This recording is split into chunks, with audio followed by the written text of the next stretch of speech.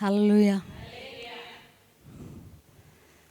దేవుని నామమునకు మీ అందరికీ వందనాలు చెల్లించుకుంటున్నాను. అందరూ చాలా సంతోషంగా ఉన్నట్లు కనిపిస్తున్నారు.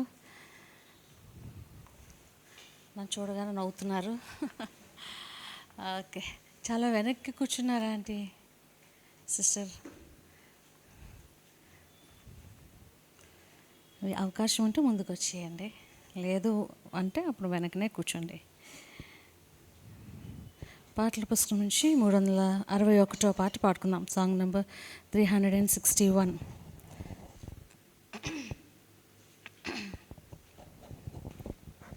అందరికీ వచ్చిన పాట. అందరు కలిసి దయచేసి నాతో పాటు ఎక్కువ వేస్తూ బిగ్గరగా పాడుతూ ఆయన నామం స్తుతించాల్సిందిగా ప్రభు పేరిట మీ అందరినీ ప్రేమతో కోరుతున్నాను. నేనేమైనా ప్రభువా నిన్ను స్తుతిస్తాను, నాకేమున్నా ప్రభువా నీకర్పిస్తాను.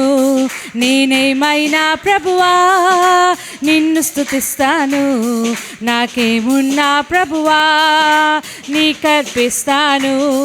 నేనేమై ఉన్నానో నీ దయ వలనేనయ్యా, నేనేమై ఉన్నానో నీ దయ వలనేనయ్యా, నాకున్నవన్నీయు నీవిచ్చినవేనయ్యా,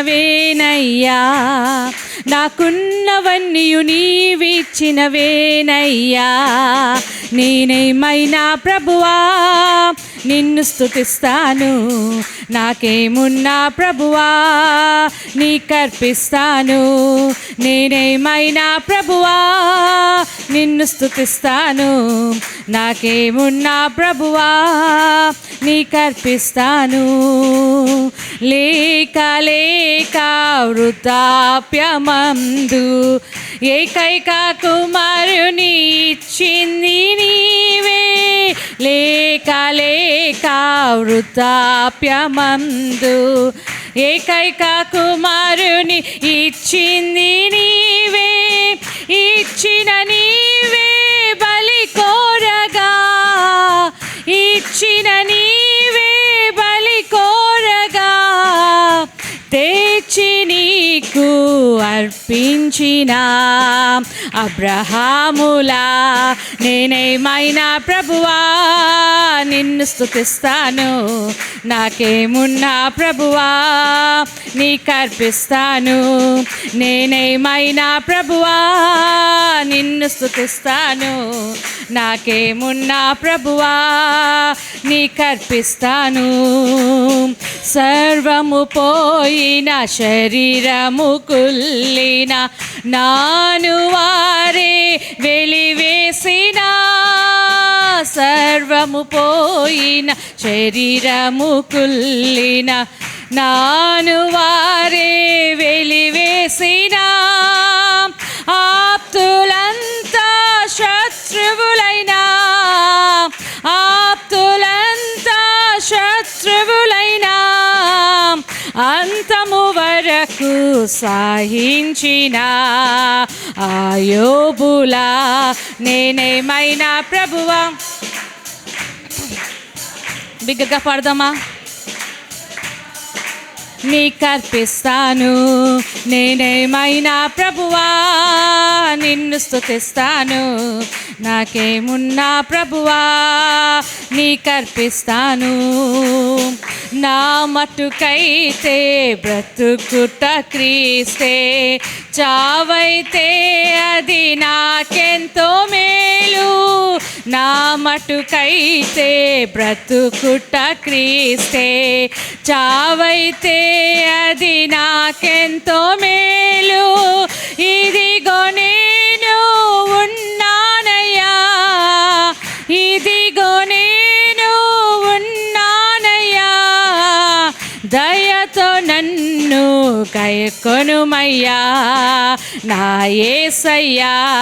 నేనేమైనా ప్రభువా నిన్ను స్తుతిస్తాను, నాకేమున్నా ప్రభువా నీకర్పిస్తాను.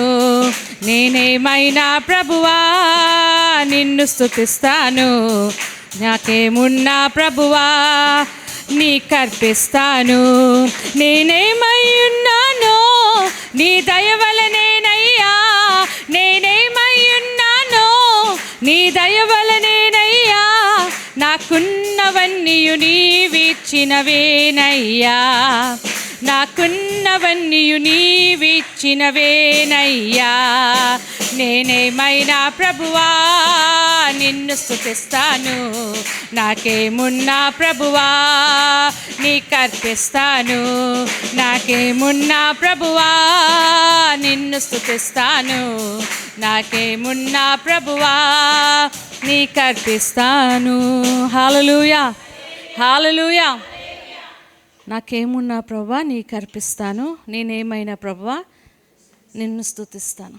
పాడడం మాట్లాడడం చాలా సులువు, కానీ ఆ సందర్భాలు వచ్చేటప్పుడు ఆయన కొరకు నిలబడడం, మన దగ్గర ఉన్నది ఆయన కొరకు ఇవ్వడం చాలా కష్టం కదా. భక్తుడు సారేపతు విధవరాల దగ్గరికి వెళ్ళేటప్పుడు ముందుగా నాకు ఒక కప్పం, నెక్స్ట్ పాటలోకి వెళ్ళిపోతాను, తెలియనట్టుంది మీకు బైబిల్లో అది ఆ సంఘటన. చేసి ఇవ్వమని అంటారు కదా, మనమైతే మాట్లాడకుండా మౌనంగా వెళ్ళిపోతామేమో. లేదా అప్పంలోని చపాతీ అంటే కొద్దిగా పెద్ద సైజు చేస్తాం, పూరి అయితే కొంచెం చిన్న సైజు చేస్తాం, ఆ పూరి సైజు చేసి ఇచ్చేస్తామేమో కదా. ఆలోచించుకున్నాను నేను ఆ స్థితిలో పెట్టుకొని, ఆ విధవరాల స్థానంలో పెట్టుకొని, నేనైతే ఎలా చేస్తాను, నేను ఇస్తానా లేదంటే నా పిల్లలకు పెట్టి నేను తినేసి ఆ రోజుకి ఆ పూటకి గడిపిస్తానా, ఏమో రెండో దాంట్లోనే ఉంటానేమో, మొదటి దాంట్లో ఉండనేమో. ప్రభువా నా జీవితంలో అలాంటి స్థితులు వస్తే డెఫినెట్గా నేను నీ కొరకు నిలబడడానికి సహాయం చేయండి అని ఎప్పుడు ప్రార్థన చేసుకుంటుంటాను. ఆ సమయం వచ్చేటప్పుడు దేవుని కొరకు నిలబడడానికి దేవుడు నిజంగానే ఆ ప్రార్థన కనికరించి, ఆ ప్రార్థన ఆలకించి ఆ ప్రార్థనని సఫలము చేస్తాడు. అంటే అవకాశాన్ని ఇస్తాడు నిలబడడానికి. ఆ పౌరుషం, రోషం దేవుని కొరకు చాలాసార్లు నాకు దగ్గర ఏమున్నాయి నీకు ఇవ్వడానికి ప్రభువా అని ఆపేస్తాం ప్రార్థన. నాకున్నవని నీవు ఇచ్చినవే కదా, మళ్ళీ నీకు ఎలాగిచ్చేస్తాను తిరిగి అని అనుకుంటాం కదా. కానీ విరిగి నలిగిన హృదయము, ఆయన స్తుతించే హృదయము, ఆయన కొరకు కష్టపడే మనసు ఏమున్నా ఇవ్వడానికి అవి ఉన్నాయి మన దగ్గర. స్త్రీలుగా చాలా పని ఉంటుంది, అలసిపోతూ ఉంటాం. ఆ అలసిపోవడంలోనే కొంచెం సమయం, దర్శన భాగంగా కొంచెం సమయం తీసి దేవునికి ఇస్తే దేవుడు ఆ రోజంతా మనల్ని నిశ్చయంగా పనిచేయడానికి శక్తిని, సామర్థ్యాన్ని, జ్ఞానాన్ని దేవుడు మనకు అనుగ్రహిస్తారు. చాలా సీరియస్గా ఉన్నారండి అందరూ. ఏసీలు రన్ అవుతున్నాయి, చల్లగానే ఉంది కదా, ఫ్యాన్లు ఏమన్నా కూడా వేస్తాం. ఒకవేళ వేడి ఇక్కడ మీరు చూపిస్తున్నట్టున్నారు, ఇందాక సాయంత్రం 6 గంటల వరకు వెళ్తుంది వచ్చినప్పుడు, ఆ వేడి ఇంకా మీ దగ్గర కంటిన్యూ అవుతున్నట్టుంది. అందరూ చాలా సీరియస్గా ఉన్నారు. సంతోషంగా ఉండండి, ఎందుకంటే నిజమైన దేవుని కలిగి ఉన్నాం కనుక. పాటల పుస్తకం నుంచి 381 పాటలకు వెళ్దాం. Song number 381. ఆయన రారాజుగా భూరధ్వని శబ్దముతో ఆయన మన మధ్యకి రాబోతున్నారు. ఆకాశము భూమియు మారిన శక్తిమంతుని వాగ్దానం మారదు. దేవాది దేవుని దూతలతో కలిసి మనం కూడా ఆయన్ని కొనియాడబడ్డానికి సిద్ధంగా ఉందాం. హల్లెలూయా. పాటల పుస్తకం నుంచి 381 పాట పాడుకుందాం. బురధ్వని ఆకాశంలో ధ్వనించగా మా యేసు మహారాజు వచ్చుచుండెను. బురధ్వని ఆకాశంలో ధ్వనించగా మా యేసు మహారాజు వచ్చుచుండెను.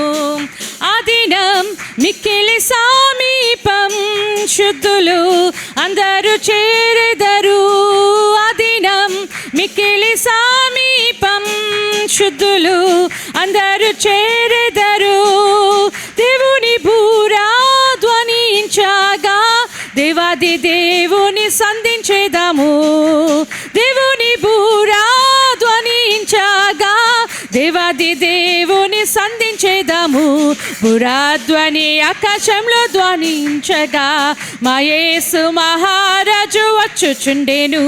బురాధ్వని ఆకాశంలో ధ్వనించగా మా యేసు మహారాజు వచ్చుచుండెను. ఆకాశం భూమియు మారినను శక్తిమంతున్ వాగ్దానం మారదు. ఆకాశం భూమియు మారినను శక్తిమంతున్ వాగ్దానం మారదు. దేవదూతల్ ధ్వనించగా దేవాతి దేవుని దర్శించేదాము. దేవదూతల్ ధ్వనించగా దేవాది దేవుని దర్శించేదాము. పురాధ్వని ఆకాశంలో ధ్వనించగా మా యేసు మహారాజు వచ్చుచుండెను.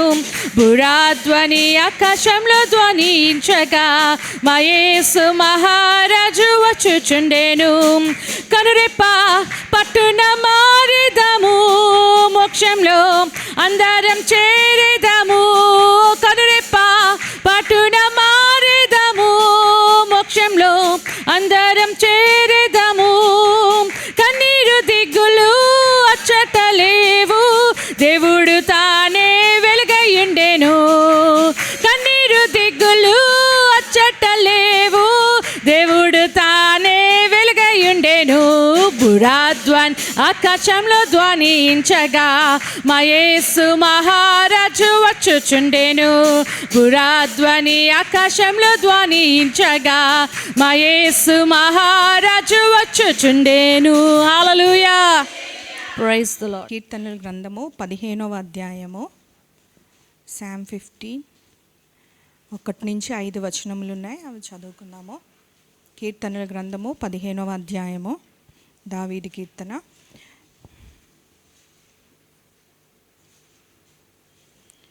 యెహోవా, నీ గుడారంలో అతిథిగా ఉండదగిన వాడెవడు? నీ పరిశుద్ధ పర్వతం మీద నివసింపదగిన వాడెవడు? యథార్థమైన ప్రవర్తన కలిగి నీతిని అనుసరించుచు హృదయపూర్వకముగా నిజము పలుకువాడే. అట్టివాడు నాలికములతో కొండెములాడడు, తల చెనికానికి కీడు చేయడు, తన పొరుగువాని మీద నింద మోపడు. అతని దృష్టికి నీచుడు అసహ్యుడు. అతడు యెహోవా యందు భయభక్తులు కలవారిని సన్మానించును. అతడు ప్రమాణం చేయగా నష్టం కలిగిననో మాట తప్పడు. తన ద్రవ్యము వడ్డీకియ్యడు, నిరపరాధిని చెరుపుటకై లంచం పుచ్చుకొనడు. ఈ ప్రకారం చేయువాడు ఎన్నటను కదల్చబడడు. అమ్మ, ఇక్కడ దావీదు కీర్తనలోని దేవుని గుడారంలోని, అంటే దేవుని సన్నిధిలో మనము ఉండాలనుకుంటే దాని కొరకు క్వాలిటీస్ అన్నీ రాస్తూ ఉన్నాడు. చాలా 1 నుంచి 5 వచనముల కొరకు ద్రవ్యం వడ్డీకి ఇవ్వకూడదంట, మాట ఇచ్చి మనం తప్పిపోకూడదంట, అబద్ధములు ఆడకూడదు, కీడు చేయకూడదు, కొండములు ఆడకూడదు, లేదంటే భయభక్తులు కలవారిని సన్మానించాలని ఇక్కడ అనేకమైన అట్టి వారు ఎన్నడూనూ కదల్చబడరు. దేవుని వాక్యము సత్యము. దాన్ని బట్టి మనం ఎంతవరకు దాని ప్రకారంగా మనం జీవిస్తున్నామో మనం చూసుకుందాం. అట్లా మనం నిలిచి ఉన్నట్లయితే డిబారో సిస్టర్ వస్తారు, మనం దేవుని ఆరాధిద్దాము. హల్లెలూయా. ఆయన సన్నిధిలో ఉండడం గొప్ప భాగ్యం, గొప్ప ధన్యతగా నేను ఎంచుకుంటాను ఎప్పుడు. ఎందుకంటే ఈ దినాన్ని చాలామంది చూడని రోజులు ఉన్నాయి. వారు రావాలని ఆశపడినా ఆరోగ్యం బాగోలేని వారు ఉన్నారు. ఆరోగ్యం బాగున్నా రావడానికి పరిస్థితులు అనుకూలించలేని వారు ఉన్నారు. కానీ దేవుడు ఇక్కడున్న మనందరికీ గొప్ప ధన్యత, గొప్ప అవకాశము. ఆయనను మనల్ని ప్రేమించి ఆయన దృష్టి మనల మీద ఉంచి ఆయన సన్నిధికి మనల్ని తీసుకొని వచ్చి ఉన్నారు. ఎంతమంది నాతో పాటు ఎక్కువ వేస్తారు వాళ్ళందరూ దేవుని నామానికి హల్లెలూయా, హల్లెలూయా. కనుక ఈ సమయంలో మనం అందరము ఆయన నామం స్తుతిద్దాం, ఆయన నామం కొనియాడతాం. సజీవులు ఎట్లుంచిన మన యేసయ్యని కొనియాడదాం, ఘనపరచుదాం. హల్లెలూయా, హల్లెలూయా, హల్లెలూయా, హల్లెలూయా. యేసయ్య బయట స్వరూపాన్ని చూడు, కానీ నీ అంతరంగంలో ఏముందో అది చూస్తాడు. నీ హృదయంతో నువ్వు ఎలాగ దేవుని ఆరాధిస్తున్నావు, నీ హృదయంలో నుంచి ఆయన్ని ఎలా స్తుతిస్తున్నావు నేను చూడలేను, కానీ యేసయ్య నేను చూస్తున్నాడు. ప్రియ సహోదరి, ఆయన సన్నిధిలో ఎక్కడైతే 2-3 ఆయన నామమును కొడతారో, ఆయన నామమున ఉంటారో, స్తుతిస్తారో, ప్రార్థిస్తారో, ఆరాధిస్తారో, వారి మధ్యన ఆయన ఉంటారంట. కనుక నిశ్చయంగా ఆయన మన మధ్యన ఉన్నారు. నిన్ను నన్ను ఇక్కడ ఉన్న వారందరినీ ఆయన చూస్తున్నారు. సత్యదేవుని కలిగి ఉన్న మనము, మనల్ని చూచే దేవుని కలిగి ఉన్నాము మనము, మన గురించి తెలిసిన దేవుణ్ణి కలిగి ఉన్నాము మనము. మన కోసం కొత్తగా పరిచయం చేసుకునే అవసరం లేదు ఆయనకి మనం భిన్నంగా ఉన్నప్పుడే ఆయన మనల్ని ఎరిగి ఉన్నాడంట. అలాంటి దేవుని కలిగి ఉన్నాం. ఎంత గొప్పతనం కదా, ఎంత ధన్యత కదా, ఎంత యోగ్యత కదా, ఎంత ఆధిక్యత కదా దేవుడు నీకు నాకు ఇచ్చి ఉన్నాడు. ఈ సమయంలో ప్రియ సహోదరి, నీ హృదయం అంతటితో, నీ మనసు అంతటితో, నీ బలం అంతటితో, నీ శరీరం అంతటితో ఆయన నామముని కాసేపు ఆరాధిద్దామా, కాసేపు ఆరాధిద్దామా, కొనియాడదామా. ఇంకేం కావాలి మనకి ఆయన ఆరాధించడం కన్నా? ఇంకేం అవసరమై ఉన్నది? నీ స్తుతి ఆయన దగ్గరికి చేరదా నువ్వు అనుకున్నట్లయితే ఒక్కసారి ప్రభువా మీ రక్తంలో నన్ను కడగరా, నా ఆరాధన మీరు స్వీకరించరా అని అడగండి. దేవుడు నిశ్చయంగా నీ ఆరాధనని అంగీకరిస్తాడు. నీ హృదయంలో ఉన్న ప్రతి కోరికను తీర్చడానికి ఇష్టపడే దేవుడు ఆయన. తల్లిదండ్రులు, అన్నదమ్ములు, అక్క చెండ్లు, మన కన్నవారు, మన కడుపును పుట్టిన బిడ్డలు, మన వివాహం చేసుకున్న భర్త మన అంతరంగంలో ఉన్న కోరికలను తీర్చకపోవచ్చేమో, కానీ యేసయ్య మన హృదయవాంఛలను తీర్చే దేవుడంట. ప్రియ సహోదరి, ఈ సమయంలో ఏదో మామూలుగా అలవాటు ప్రకారం ప్రతి లక్షవారం వచ్చి వెళ్ళిపోదాం, లేదంటే పాస్టర్ గారు ఒప్పుకోరు, లేదంటే సిస్టర్స్ అడుగుతారు అని కాదు ఇక్కడున్నాం మనము. ఆయన చిత్తంలో ఆయన మనం ఇక్కడ ఉండడం ఇష్టం కనుక మనల్ని ఇక్కడ తీసుకొచ్చినారు. నేను నువ్వు సిద్ధపరచుకోవడానికి వాక్యం కొరకు పరిశీలించుకో, పరిశోధించుకో. ఆయన వాక్యాన్నిలోకి వెళ్ళే ముందు ఆయన నామమును నీలోనికి తీసుకురా, ఆహ్వానించు, స్తుతి చేయు, ఆరాధన చేయు. మన జీవితాల్లో మామూలుగా యథావిధిగా వెళ్ళిపోవడమా, లేదంటే దేవుని కొరకు ఈ ఆఖరి దినాల్లో బలంగా నిలబడదామా? ఎలా జీవిద్దాం మనము నిశ్చయించుకుందాం. ఆయన ఆరాధిద్దాం. మనల్ని మనం ఒకసారి ఆయన రక్తంలో కడుక్కుందాం. ప్రభువా యేసయ్యా తండ్రి, మమ్మల్ని కడగండి నాయన. మా ఆరాధన మీ సన్నిధికి చేరుకునే విధంగా ఉండులాగన సహాయం చేయండి యేసయ్యా. మమ్మల్ని పరిశుద్ధపరచండి నాయన, మమ్మల్ని పవిత్రపరచండి తండ్రి. హల్లెలూయా, హల్లెలూయా. ఆరాధన సమయం అంటే ఏదో ఆరాధన చేసి నెక్స్ట్ వాక్యంలోకి వెళ్ళిపోవడం కాదు, యథావిధిగా అలవాటు ప్రకారం కాకుండా ఈరోజు ఒక ప్రత్యేకంగా దేవుని అడుగుదామా. ప్రభువా నన్ను ముట్టండి, నన్ను తాకండి నాయనా, నాయనా నన్ను కడగండి, నన్ను శుద్ధి చేయండి ప్రభువా. నా ఆరాధన సన్నిధికి చేరుకునేలాగుండులాగన పవిత్రంగా నాయన ఆరాధించుటకు సహాయం చేయండి. నా ఆరాధన పరిశుద్ధంగా ఉండుటకు సహాయం చేయండి. మనసారా నిన్ను ఆరాధించుటకు సహాయం చేయండి నాయన. నాయన నా బలం అంతటితో, నా మనసు అంతటితో, నా పూర్ణ శక్తితో, నా పూర్ణ శరీరముతో నేను ఆరాధించడానికి నాకు సహాయం చేయండి ప్రభా. ప్రాణాత్మ దేహములతో నేను ఆరాధించుటకు సహాయం చేయండి ప్రభా. మీ బలమైన సన్నిధి, మీ బలమైన తాకిడి, మీ బలమైన ఆత్మ మా మీద వచ్చుటకు మీ కృప చూపించండి ప్రభువా. హల్లెలూయా, హల్లెలూయా, హల్లెలూయా. మౌనంగా ఉండుకున్న ప్రతి ఒక్కరము కళ్ళు మూసుకొని ఆయన వైపు దృష్టి ఉంచి ఆయన్ని ఆరాధిద్దామా, ఆయన్ని కొనియాడదామా. హల్లెలూయా. ఏకాత్మతోనూ ఏక మనసుతోనూ భిన్నమైన ఆలోచనలు, భిన్నమైన తలంపులు మన హృదయంలోకి కానీ మన తలలోకి కానీ రాకుండా ఆయన నామమును మాత్రమే చూస్తూ, ఆయన వైపు మాత్రమే చూస్తూ ఆయన ఆరాధిద్దామా. హల్లెలూయా, హల్లెలూయా, హల్లెలూయా. అగాధ సముద్రాలకు నీవే ఎల్లలు వేసితివి, అగాధ సముద్రాలకు నీవే ఎల్లలు వేసితివి.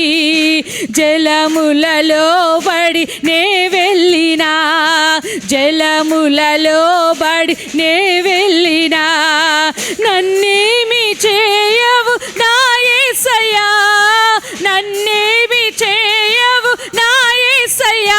నీకే వందనం, బిగ్గరగా చెప్తామా. నీకే వందనం, నీకే వందనం, నీకే వందనం, నీకే వందనం. ప్రియా సోదరి బిగ్గరగా నీకే వందనం. నజరేయుడా నా యేసయ్యా, ఎన్ని యుగాలకైనా ఆరాధ్య దైవము నీవే అని గణమెత్తి నీ కీర్తినే పాడేదన్. నజరేయుడా నా యేసయ్యా, సియోను శిఖరాగ్రము నీ సింహాసనమాయెను. సియోను శిఖరాగ్రము నీ సింహాసనమాయెను. సియోనులో నిన్ను చూడాలని, సియోనులో నిన్ను చూడాలని ఆశతో ఉన్నాను నా యేసయ్యా, ఆశతో ఉన్నాను నా యేసయ్యా. నీకే బిగ్గరగా ఆయన స్తుతిస్తూ హల్లెలూయా. నీకే వందనం, నీకే వందనం, నీకే వందనం, నీకే వందనం. బిగ్గరగా బిగ్గరగా ఆయన స్తుతిద్దాం. హల్లెలూయా హల్లెలూయా. నీకే వందనం, నీకే వందనం. నజరేయుడా నా యేసయ్యా, ఎన్ని యుగాలకైనా ఆరాధ్య దైవము నీవే అని గణమెత్తి నీ కీర్తినే చాటెదన్.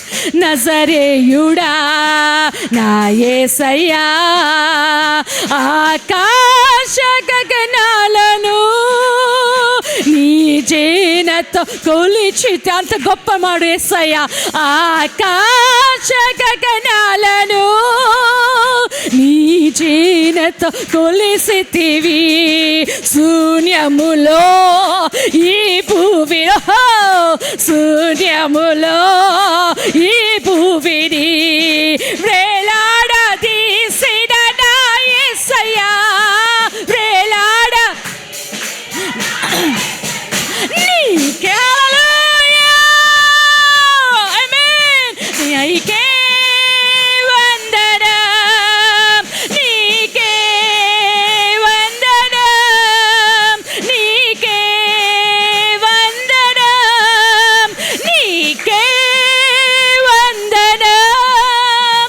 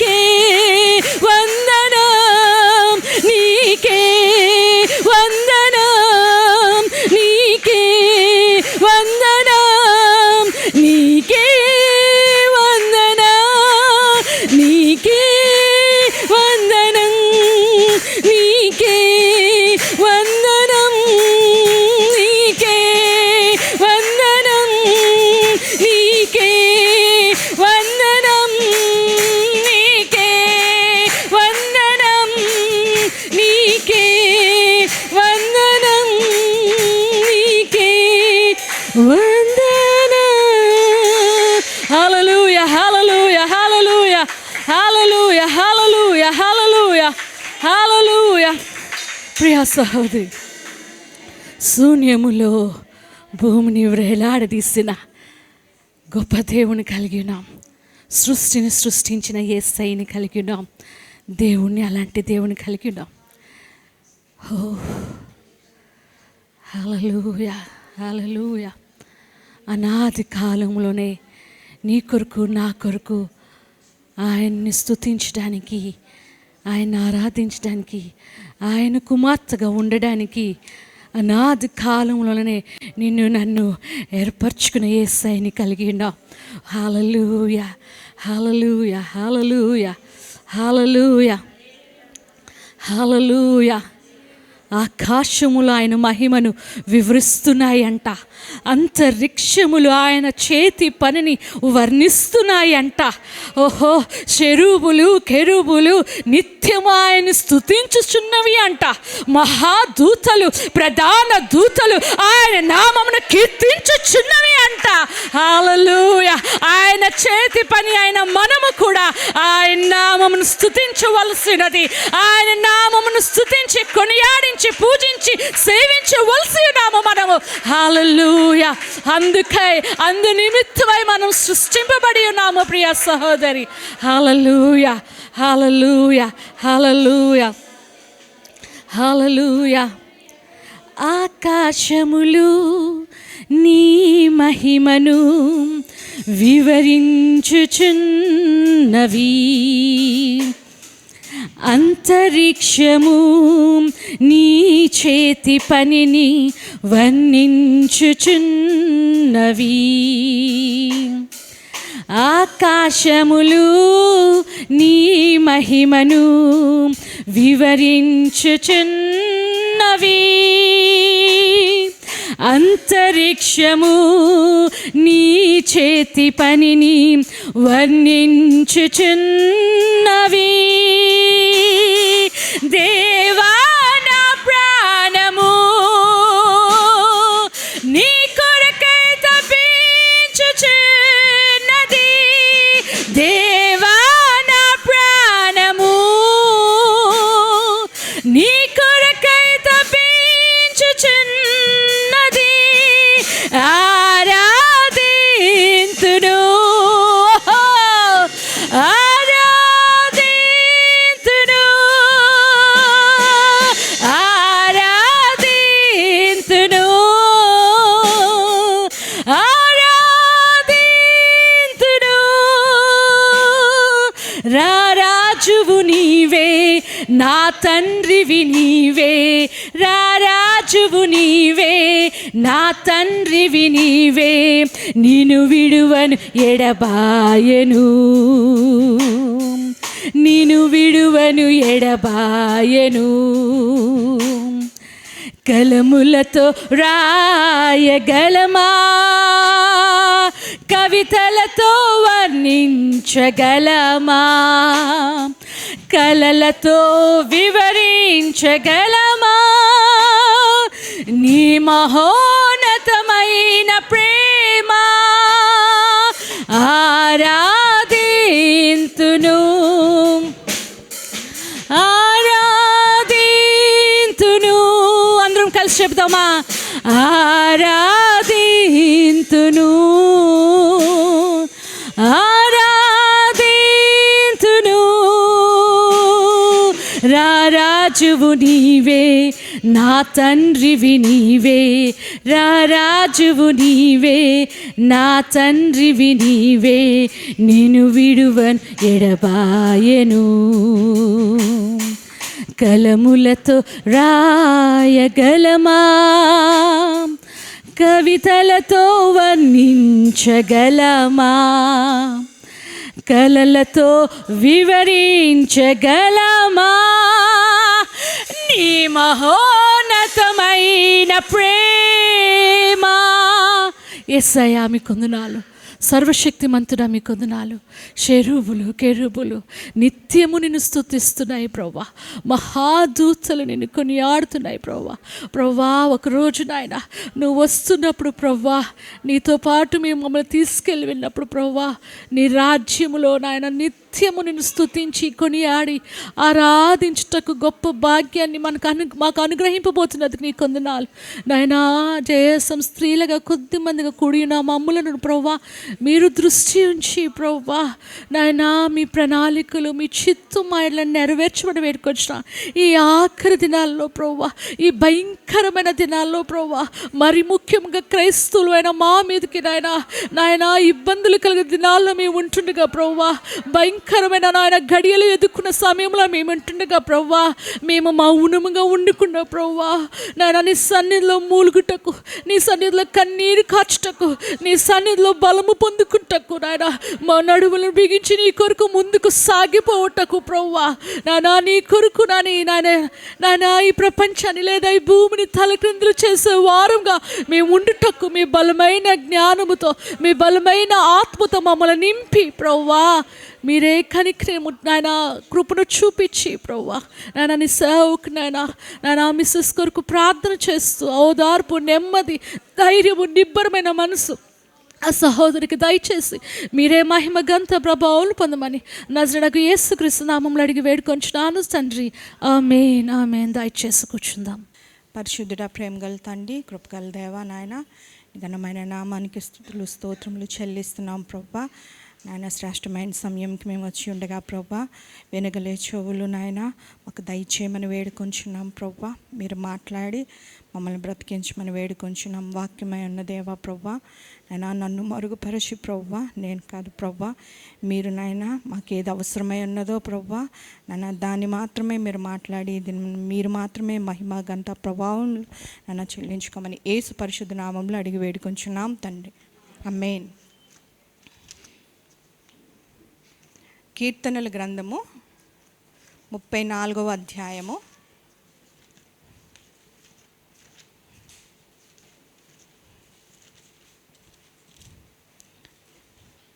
కీర్తనల గ్రంథము 34వ అధ్యాయము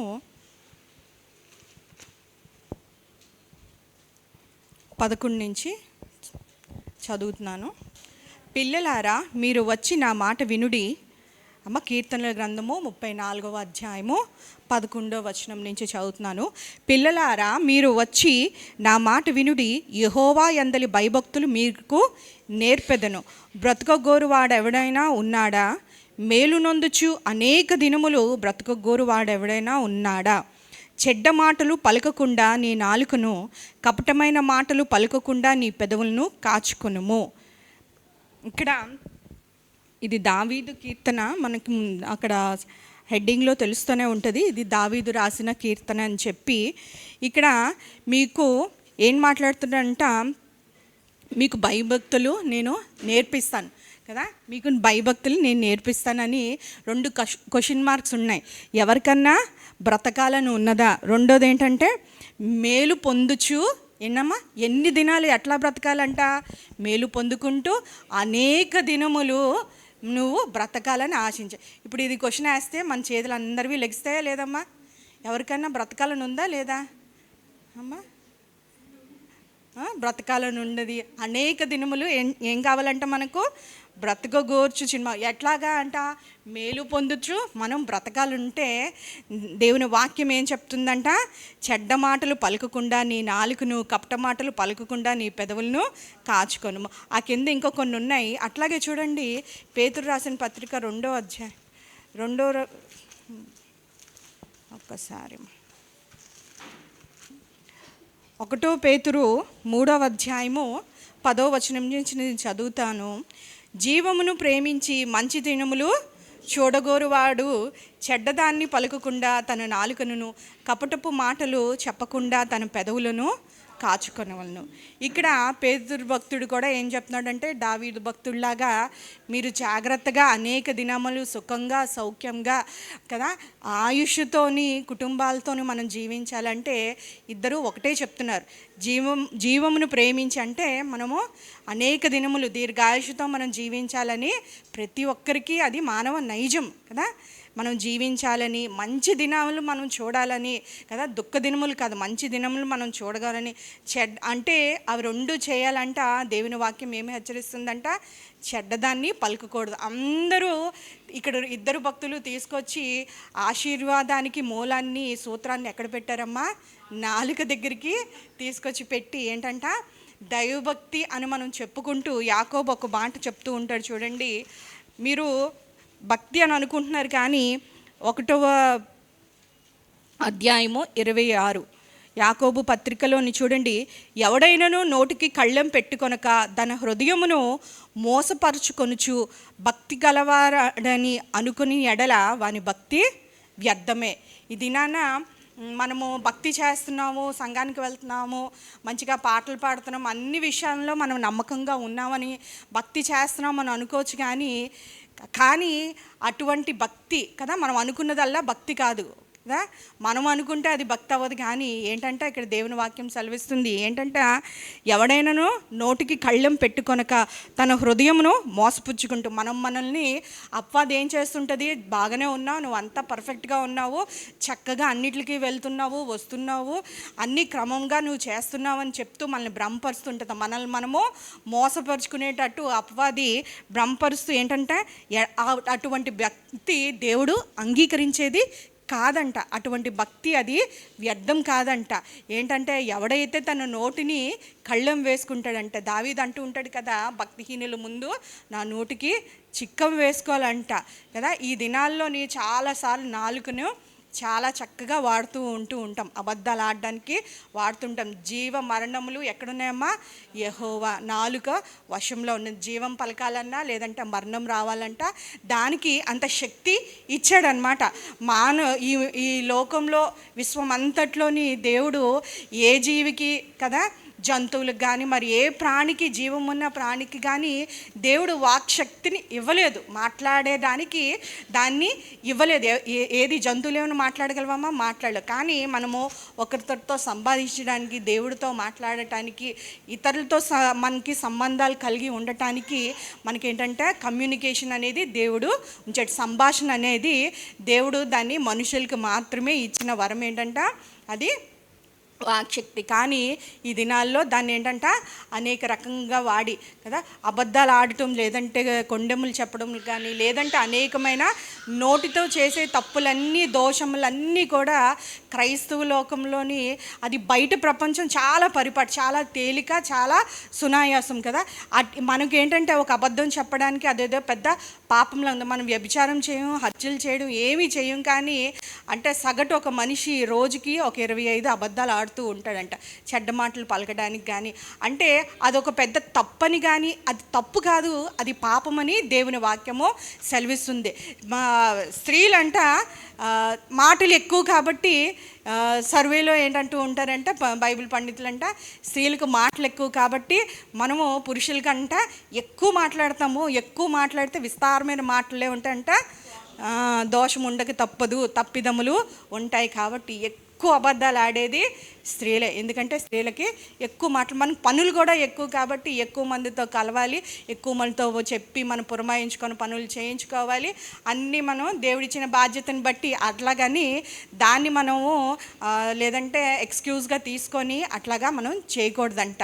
సులువుగా చిక్కులు పెట్టే పాపంలో ఒకటేంటంటే అబద్ధములు, లేదంటే దూషణ మాటలు మాట్లాడడం, లేని మాటలు పలకడం, కొండెములు ఆడుకోవడం, లేదంటే ఒక్క మనిషి లేనప్పుడు ఇంకొక మనిషి కోసం మనం మాట్లాడుకోవడానికి. దేవుడు ఇచ్చిన ఈ నాలుకను ఆయన మహిమపరచడానికి, ఆయన ఘనపరచడానికి దేవుడు ఇచ్చినప్పుడు దాన్ని ఆయన ఘనత కొరకు కానీ కదా, పాటలు చాలామంది మనం పాటలు చాలా పాడుతూనే ఉంటాం. అబద్ధములు ఆడడం కానీ పాడేటప్పుడు నా సమస్తము నీకు అర్పింతును, ఐ సరెండర్ ఆల్ అని అంటూ ఉంటాం. కానీ ఆ మాటని చాలా ధైర్యంగా మనము ఇచ్చేస్తుంటాం, మనం చేసే పనులకి పాడుతూ ఉంటాం. అబద్ధాలు మనం పెద్దగా ఏంటంటే అబద్ధాలు మాట్లాడమేమో కానీ అబద్ధాలు చాలా చక్కగా సంఘంకి వచ్చినప్పుడు మాట్లాడుతూ ఉంటాం కదా. ఓ దినాన దేవుడు అన్నిటికీ, మనం చేసే ప్రతి మాటకి, లేదంటే మనం పలుకుతున్న ప్రతి ప్రార్థనకి, ప్రతి మాటకి ఒక దినాన మనకి లెక్క అప్పచెప్తుంటే దాన్ని మనము తీర్పులో తీర్చబడతా ఉన్న సంగతి మనం ఎప్పుడూ మర్చిపోకూడదు. చూడండి, సామెతల గ్రంథము 6వ అధ్యాయము 6వ అధ్యాయము 16వ మాట.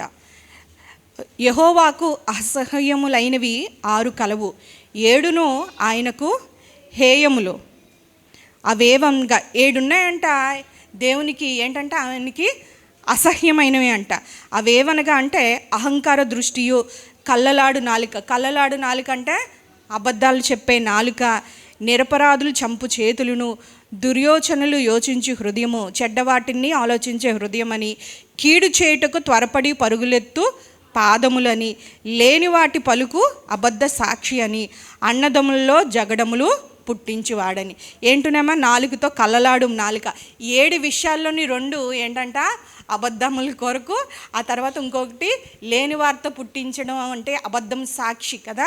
లేని దాని కొరకు మనం చెప్పి ఏంటంటే అది ఉన్నదని, లేనిది ఉన్నట్టుగా చెప్పడాన్ని అబద్ధ సాక్షి అనమాట. అంటే సత్యాన్ని మార్చివేసి దాని ఒకరు సొంత లాభం కొరకు కానీ దాన్ని చెప్తూ ఉంటారు కదా దాన్ని. అంటే ఒక 3 విషయాలు ఎక్కడున్నాయంటే 7 విషయాల్లోని ఇక్కడ ఏమున్నాయంట 3 విషయాలు దేవునికి ఇష్టం లేను. అంటే డైరెక్ట్గా ఈ దినాన్న మనకు నాలుగుతో సరిగ్గా వాడుకోవడం రాకలేకపోతే, నాలుగుతో అలవాటు అయిపోతే మనం అబద్ధాలు చెప్పడమో, మనం ఏంటి జ్ఞాపకం చేసుకోవాలంటే దేవుడు మనల్ని ద్వేషిస్తున్నాడని మనం జ్ఞాపకం చేసుకోవాలి. దేవుడికి ఇష్టంగా మనము లేమని సంగతి జ్ఞాపకం చేసుకోవాలి. అంటే అబద్ధం ఆడట, లేదంటే నాలుగుతో ఇచ్చుకంలాడట, బెంకంలాడట, కళ్ళలాడట, అవన్నీ కూడా దేవునికి ఇష్టం లేనివి. ఈ దినాన్న ఎవరైనా హట్ అవుతారని, లేదంటే వారి ముఖస్థితి కొరకు అబద్ధములు ఆడుతున్నామా, లేని మాట మనం పలుకుతున్నామా, లేదంటే వాడిని బాధపడటం ఇష్టం లేక, నిజం చెప్పి వాడిని కష్టపెట్టడం ఇష్టం లేక మనకి అలవాటు అయిపోయిందేమో అబద్ధం చెప్పడం.